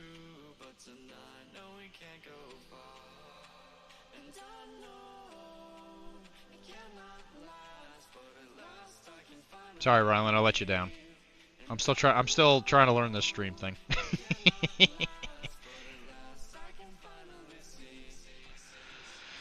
Okay, what else? Gotta speed this up, otherwise I'm gonna be here all night. Was it 10 o'clock? Okay. I guess we should do it. Hey, if you guys want to do it, we're gonna do another whip session. There's definitely some stuff in there. Ooh, I like that. So I'll post the Discord one more time. So if you guys would like, if you're just coming in and you're painting something, post a picture of it in there, and we'll look at it. We'll talk about it. Just be nice, please. Don't put something you're not supposed to, please. Rylan did a very good joke in there, which I will 100% comment on. Alright, so I'm gonna take a little bit of this blue-white.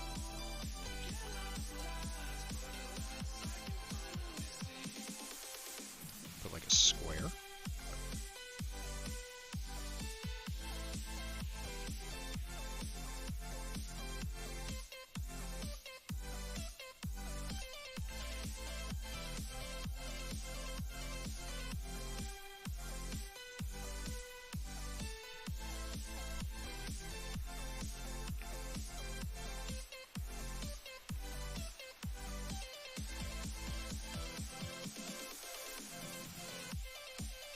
Dry.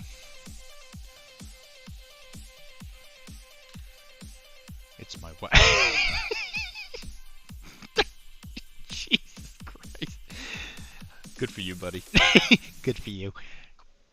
Sounds like a winner. Alright, so this pink, I'm going to put like a black circle in the middle. For some reason, it gives me Harry Potter Horcrux vibes. I don't know why, even because that's definitely not pink or anything, but there you go. Maybe he's a worshiper of the Burning Man or something. It's like a weird cult symbol. Because there's wizards and stuff in Malifaux, and it's like not a weird thing. Just like, hey, look, I'm a wizard. As long as you follow the law, I don't think anybody really cares.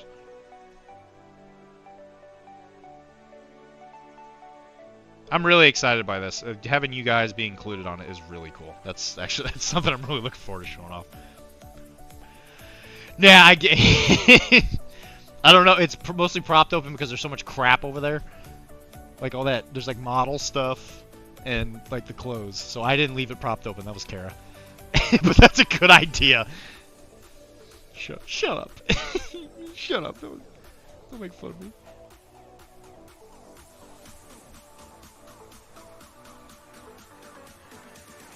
Forgot I was painting his eyeballs.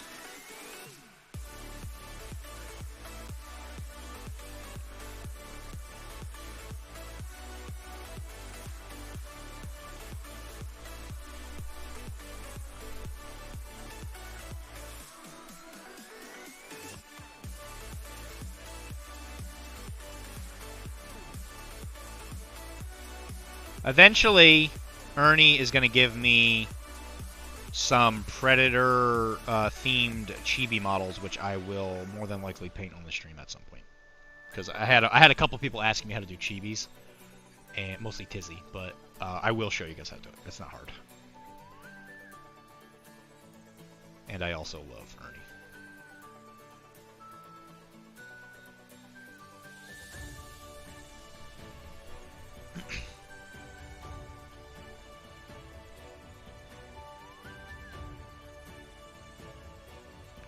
Ernie is one of my favorite people. He's a real peach. It's that's what you meant by the peach. That's what you meant by the peach.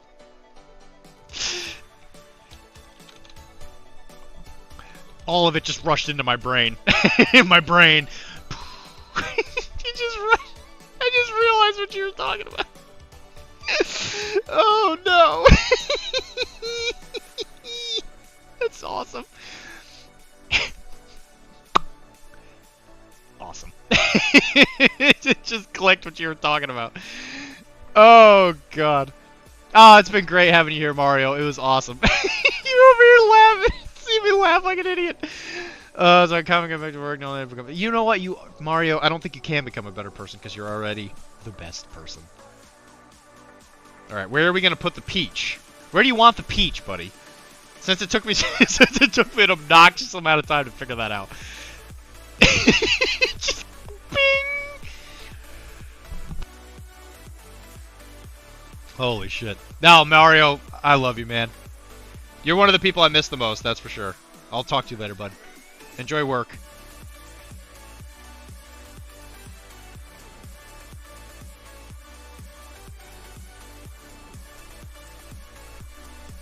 Anywhere works, okay. You know what? I might... Maybe I'll do it on this brown one. I'm going to paint this brown, and I'll do it on that one. It might... Because I want that... I want that one to be very visible. So I think I'll do it on that one. Because a lot of the other real estate's been taken. God damn it. Why am I so stupid? Why am I such an idiot? Oh my god.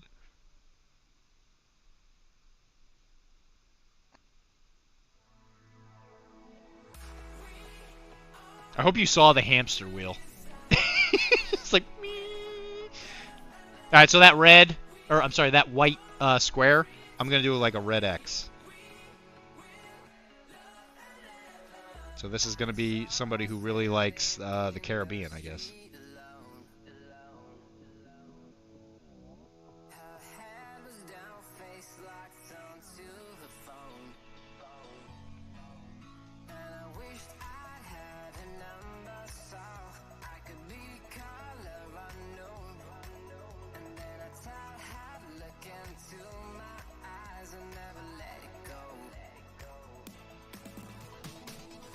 I know we were supposed to record Arachne tonight. Ernie, I completely forgot. Can you reschedule for like tomorrow? They're a diver. That's true. One red slash.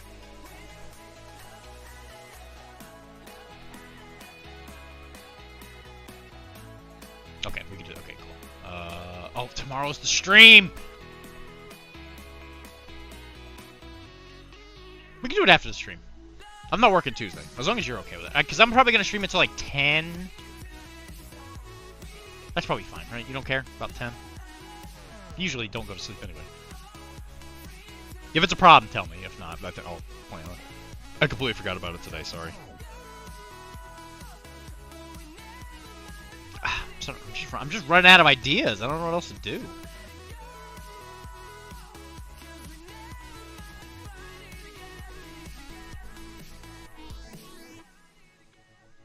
Let's put another red one here.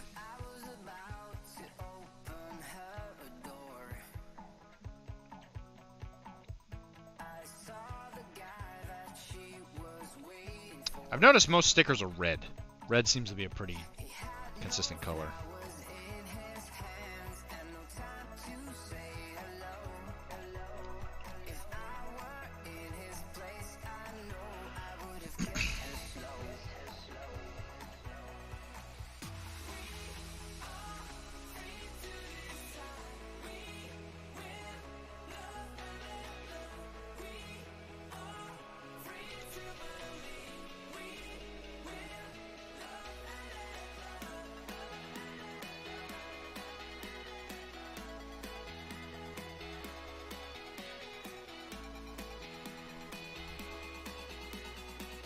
Alright, I gotta, today might be weird, I gotta keep track of what exactly I made today, so, we had 1 sub, and 1,010 bits, I think, which I think is what a what a Corgo is, which is awesome. I wanna make sure I write that down.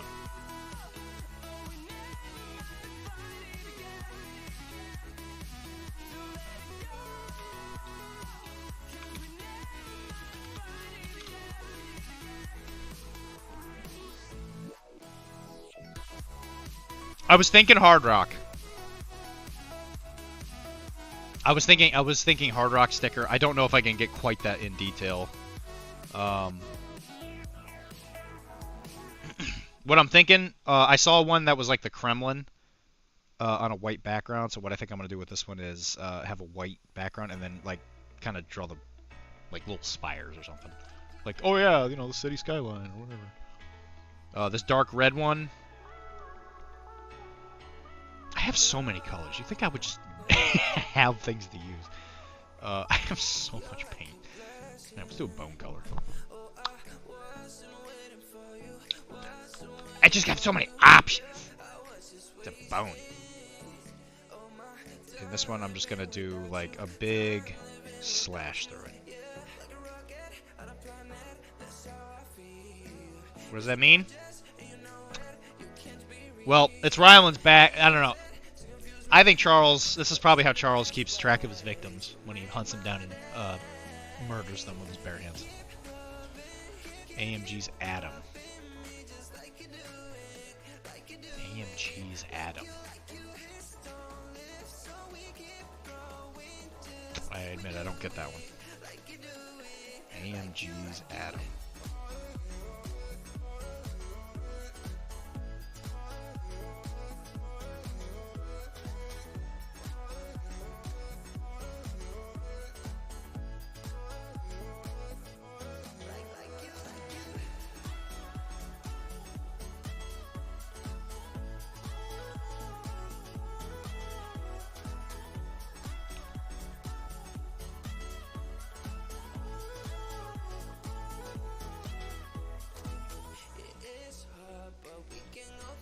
So it kind of looks like a... who knows what it looks like, right? The Atom robot.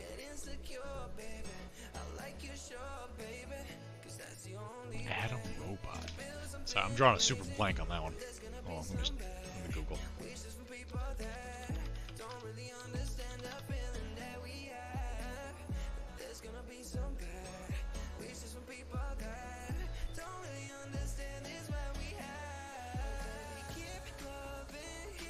Are you talking about the coffee barista? Is that what you're referencing? That's the only thing that came up in the Google. Do you think that's enough stickers? Does it get the point across? I forgot that Tizzy one came out so good. That one and the Ryland one. That Ryland one came out really good. I want to say this other one needs one more. What else can we do?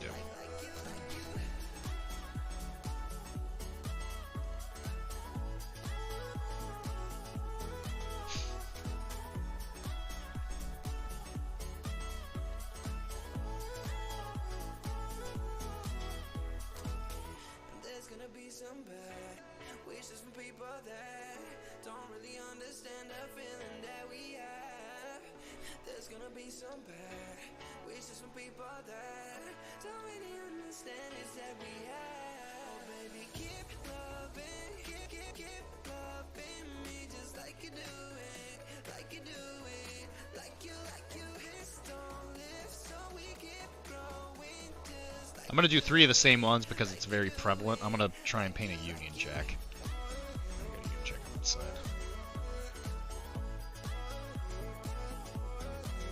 Yeah, that'll probably be enough. Because the British Empire is definitely still in Malifaux. They're actually an army in one of the games. Discord general chat. Oh, is that what the name of that thing is? I didn't know it was called Adam. You want me to paint that? Oh, Christ. I guess I could try on one of this brown bag. I could try it on that one. I didn't know that had a name. Okay. Oh, shit. Alright, let's do another whip. This will be the last one, because I want to use the rest of the time for painting. We only got one. From Josh. Who is a much-loved member of our little whip community. God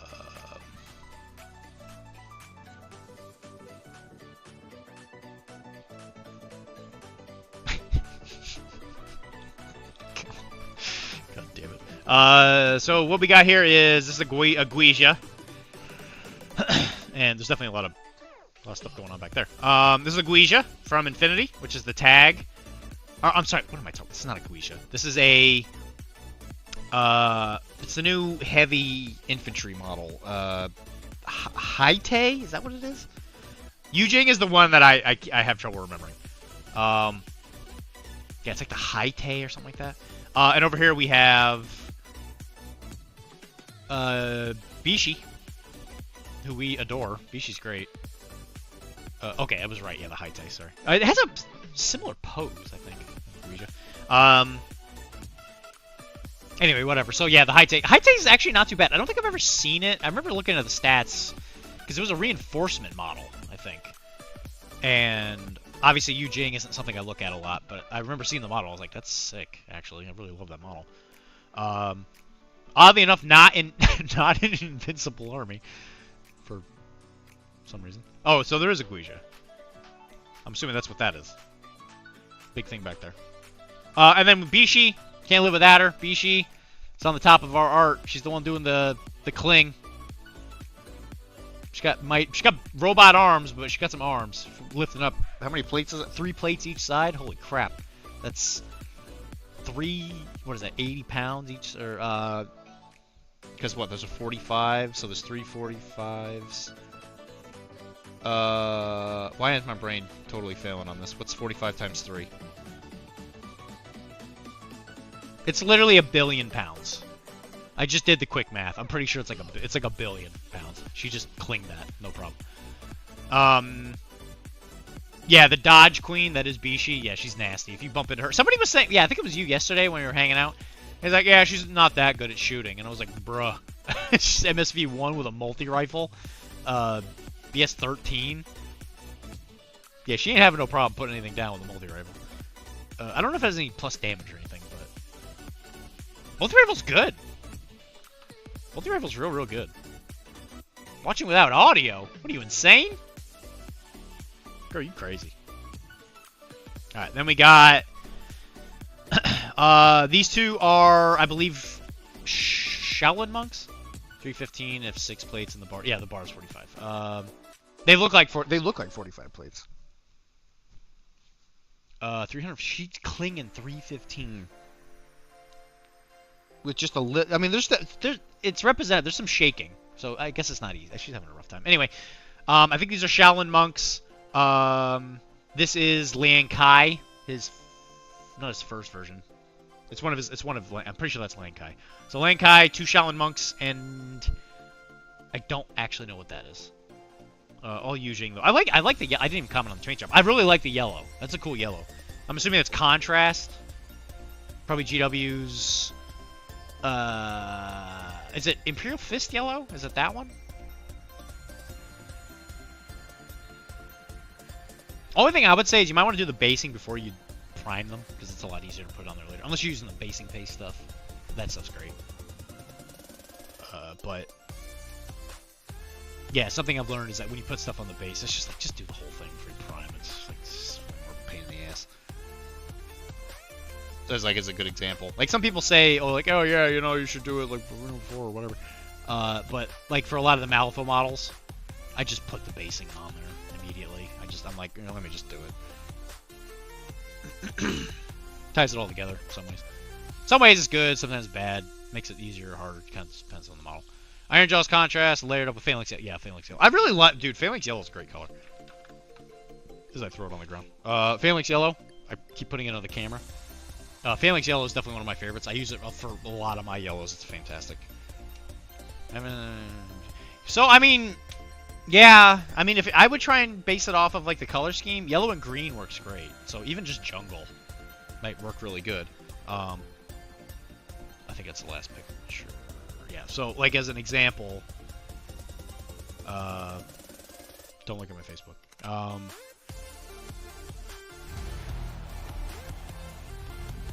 something happened. Give me my thing! Please.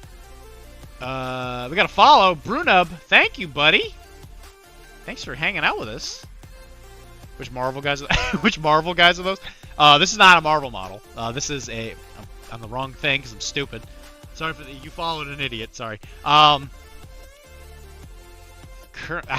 MCP model. I don't even remember the last time I painted an MCP model. Did I say MCP? I thought I said Shatterpoint. Stretch. Actually, I have water. I'm not drinking.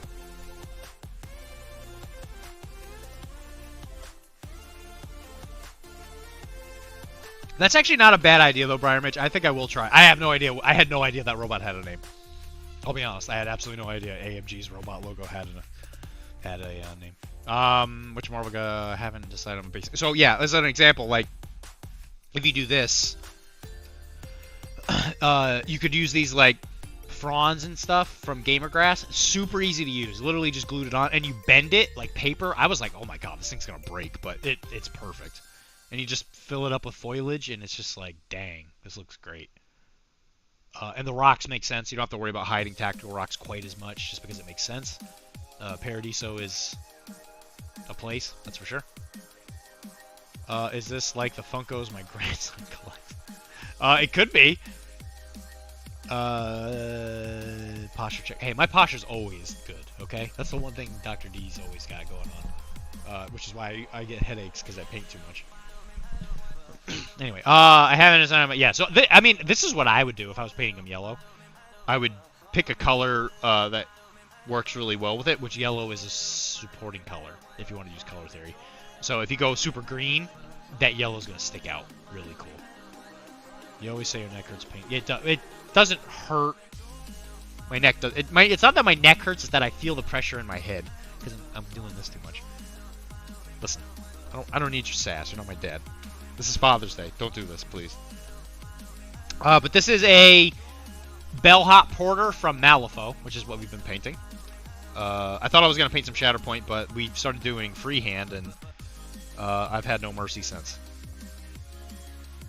We are painting the most exciting thing that a miniatures gamer could ever want to paint.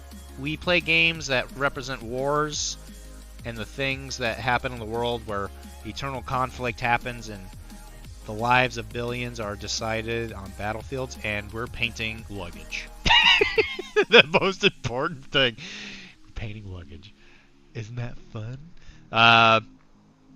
But we've done some like random, like potentially like fake universe flags. A couple of the streamers, or a couple of the stream guests got in there. We got Tisdale. He hasn't commented on it yet, so I'm assuming he hates it. And we have Rylan. Got him on the side. The Funkos. This guy has like kind of those Funko eyes, doesn't he? Look at those things. It's like big dead eyes. Okay, so I was painting a Union Jack. Pull it up so.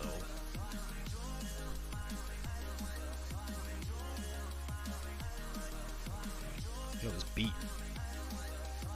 I love it. Actually, I might want to do the white first. So we're going to take a little bit of our white, but not really white, and we're going to do, I guess, 2 X's, right? That's what the Union Jack is. It's not going to be perfect, and that's okay.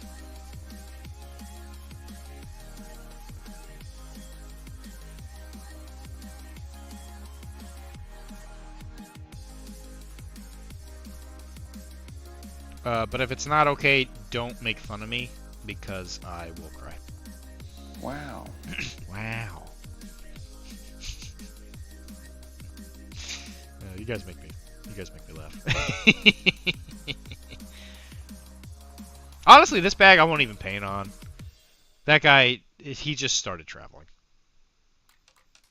This one I'm just gonna put like a white line again, just to kind of represent something. Who knows what it means?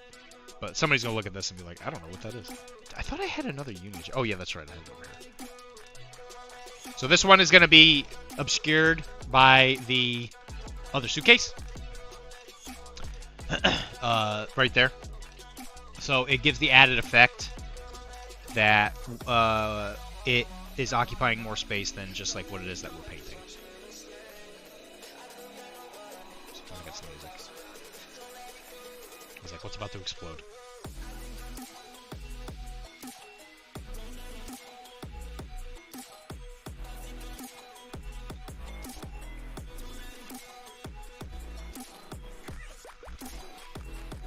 I guess I'm gonna stop at 11. So I want to eat something before I pass out. Because I technically sort of go to work tomorrow. I go to the new job. I'm not actually working tomorrow, but I gotta do doctor stuff.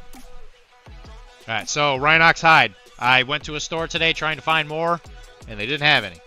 So this pot is getting a little tired. So I might, you know what? I'm going to the store tomorrow. I guess I'm not going to the store. I'll go buy a store tomorrow. Maybe I'll buy more Malifaux. Wouldn't that be fun? Isn't that fun? All right, so this is Ernie's bag. Ernie's an old heart, or he has an old heart. I don't know what I'm trying to say. He likes old stuff, so he would get a brown bag. He's an old soul. That's the word I was looking for.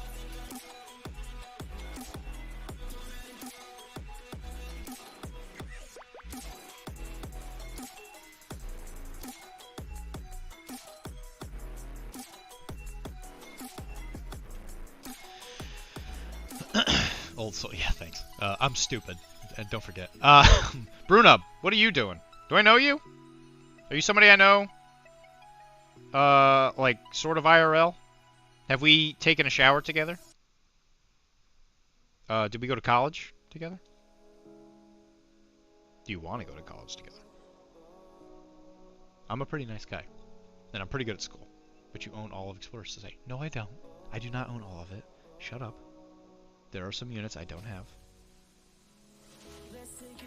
I was thinking of getting the Anya box to get the drudges. But I'm just trying to think of what stores are out there. I think the closest one is Battlegrounds and Saugus? Definitely a Resurrectionist. Who, Ernie? He might be. Ernie might be a Resurrectionist, that's true. But no, he's playing 10 Thunders. Kinda. He's playing one person in 10 Thunders. Also, I think this side one here, I want to say that's a lockbox. I'll probably just paint that metal. Because it's got like a... It's like some kind of tin thing there.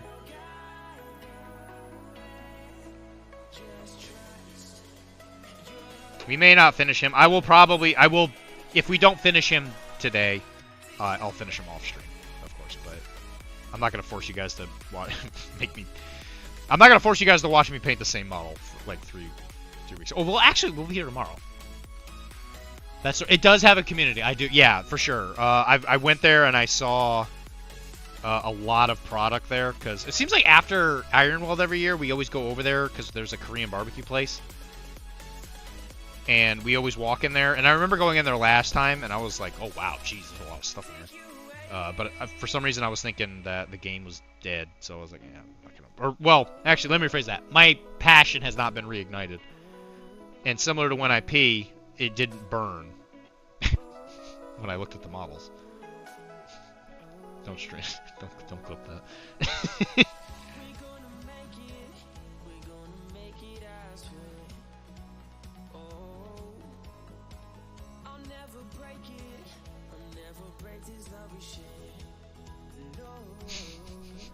I don't know if I'm gonna get in trouble for saying that. That was a good one.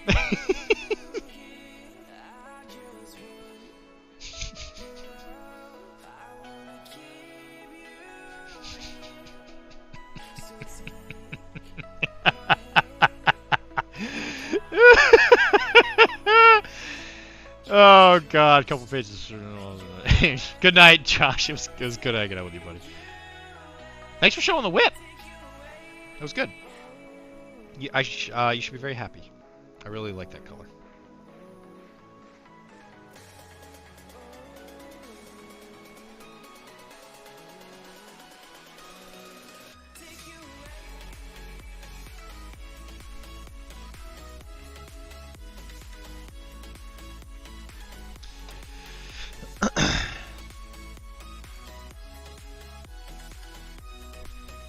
And you know what? If you're new here and you're just lurking, you know, go and talk to us.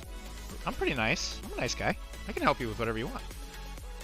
If you have any questions about what I'm doing or how to do something, talk to me on here. You can always send me an email at furypainting@gmail.com or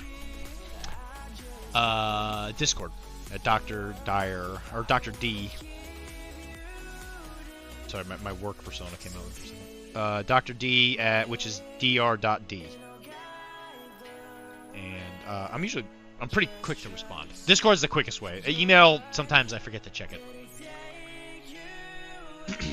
But, love talking to you guys. One of my favorite parts of the hobby, that's for sure, is get to hang out with you guys.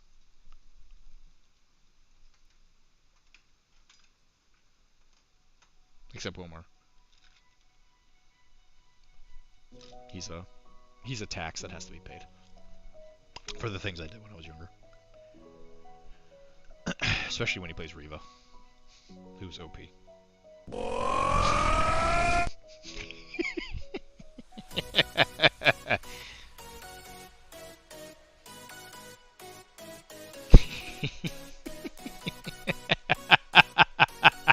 was a good reaction.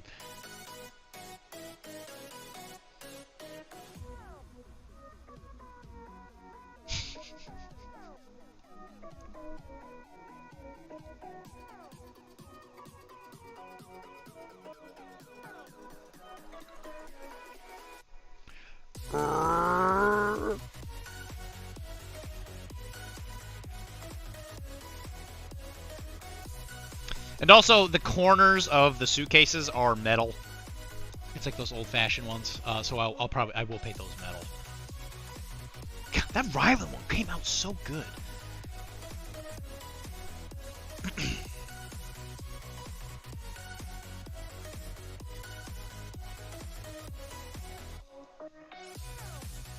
So now, whenever I'm playing Malifaux, I'm gonna pull these guys out. And I'm gonna look at the opponent, and he's gonna look at me right in the eye and be like, "I love you. I love you."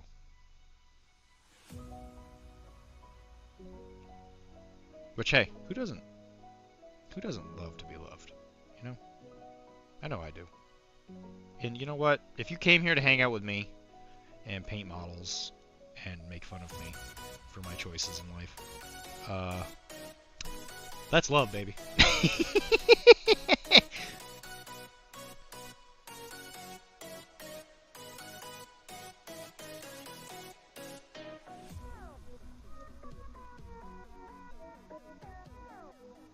And if you don't know what love is a couple things. Love is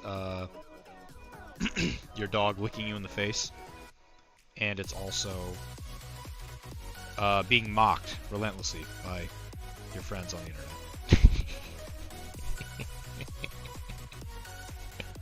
That's love. I almost said put my name on there, but 90% of the time I'll be your opponent. Yeah, that's true. I'll put you on this other big one over here. Maybe I'll like act like behind the metal case because you're trying to steal this, right? Because there's probably something valuable in it. And, you know, you like valuable shiny objects. So maybe like behind it will be Walmart, but like maybe just Mar will be coming out of the side. Just to pretend like, you know, you're trying to get inside of the case, and the joke will live. The joke will live on. It's a very funny joke that I will not expand upon while I'm on the stream.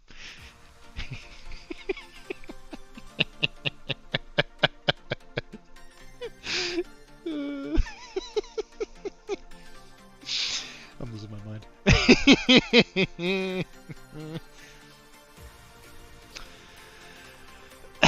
I should also paint the ropes brown.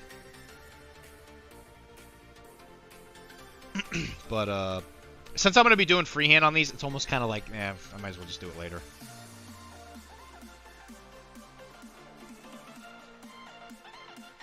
I wonder if the handles on a brown suitcase would also be brown. Would they be brown? No, please elaborate.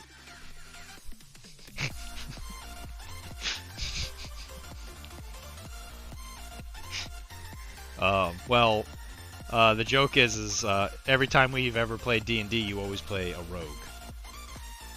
And I'm really uncomfortable with you playing a character that always wants to steal things.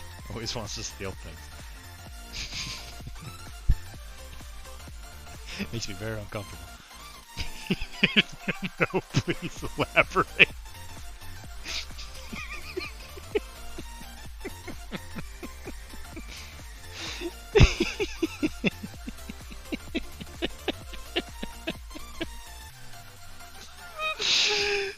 God. Oh, damn it. It is what your character would do. That's very true. You play those characters so well, though. I've always wondered why it is. It's like you know. It's like you know how to get in their headspace. You know what I mean? You know what I mean, Fry Man?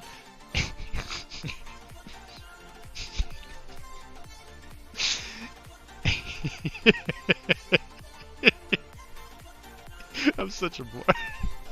Oh my god.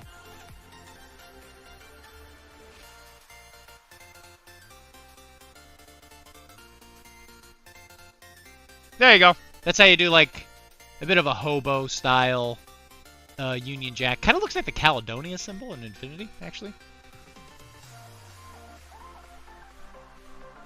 Man, I really dig this beat. Makes me want to put on my sexy leather pants. Yo, is that the 400 belt? I was at their show. Makes me want to put on my sexy leather pants. There you go. Another like hobo Union Jack in there. Good enough to kind of represent what it is, but not like who cares. No. No, please elaborate.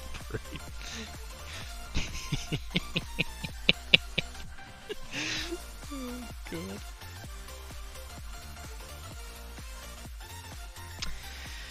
Oh, thanks for joining us, guys. I'm laughing so much that my allergies are loosening up in my neck.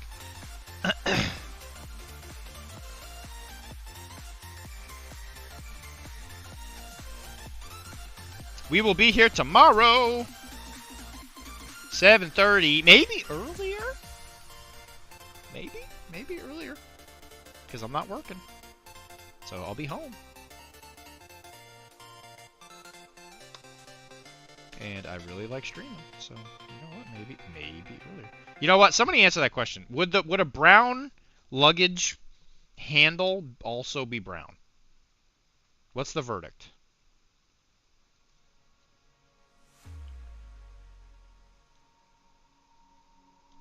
Usually I would just look it up on my own, but this I'm running out of time and I gotta get this paint down.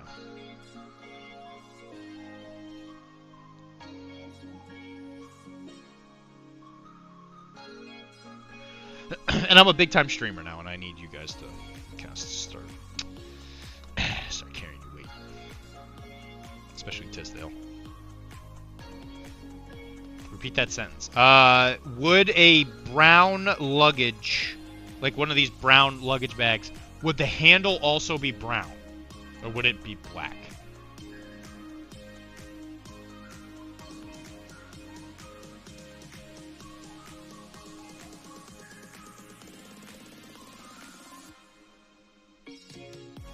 And then I said I was a big-time streamer, and I need you guys to start pulling your weight, especially Tisdale.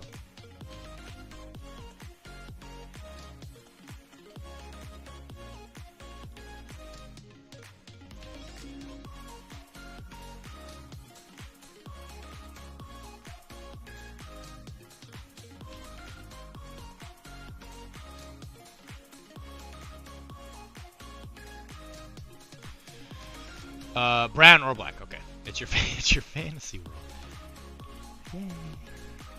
Yay! Yay! It can be brown. Okay, I'm just gonna make it brown, just to make this whole process easier. All right, so base coats are nice and opaque now. And we might paint that the purse tomorrow. Tomorrow is probably going to be this model. What I might try and do before the stream is get his base ready and put something in there and prime over it again. And then I'll probably prime a bunch of other models. Because I think I will try and get Lord Cooper to be probably the first fully painted crew for Explorer Society. Because I really dig his thing, where he kills his own totems, which is hilarious.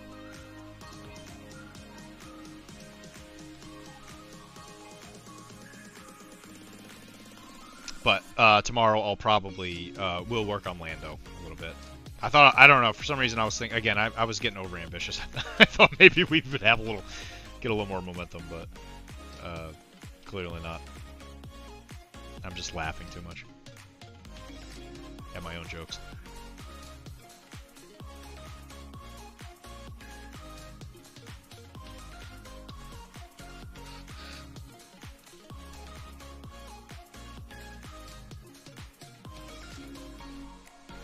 Okay. Brown bags. It's your world. It's like Barbie. It's fantastic. It's fantastic. You can get my hair.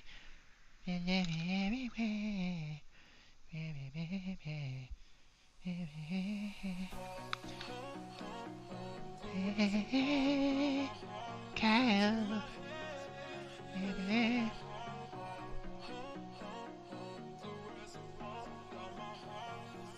Alright, it's Greg Brown. Classic. The old Dylan classic. Start parading up around. Yeah, boy. So, I guess, you know what? Here's a question for you guys. What I'm thinking for the basing is Lord Cooper is going to be in, like, the Badlands stuff. So I'm probably going to do him a, like, desert, or at least dirt, like a dirt base. Where a lot of the other models where I'm like, okay, they'd probably be in the city more. I'm going to do, like, actual city bases. The port, where would the porter be? Should he be on a city base, or should he be in the same base as Cooper? That's a question. Because I'm probably going to use him mostly with Cooper, I think. But why would a bellhop be out in the wild? He would be at a hotel. That's where bellhops grow up. So what should I do? That's my predicament. And I'm not sure what to do. And I admit I'm scared.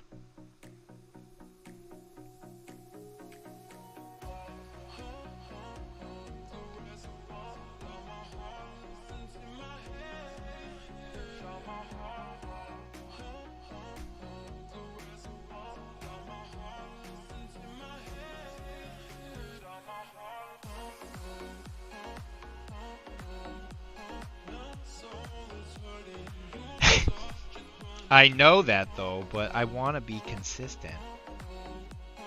Where would a bellhop be?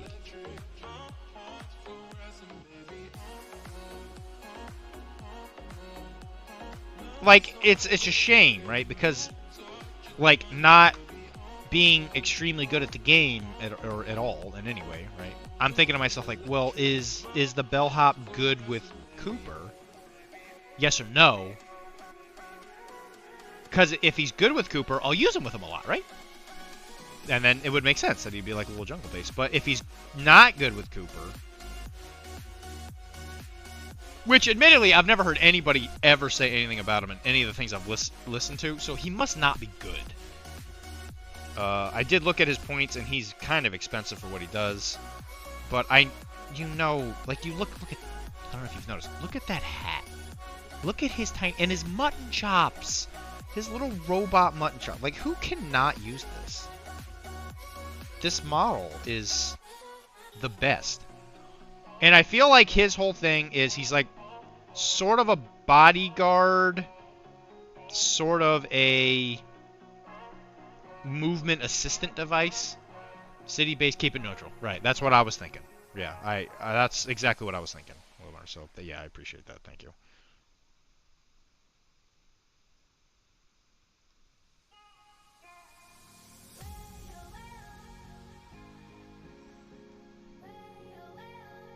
There is, in fact, a Malifaux Rex box on the way to my house,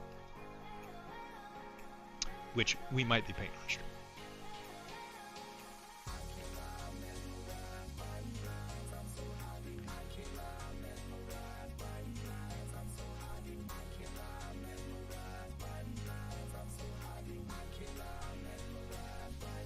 So there will be a very large T-Rex painted on this stream.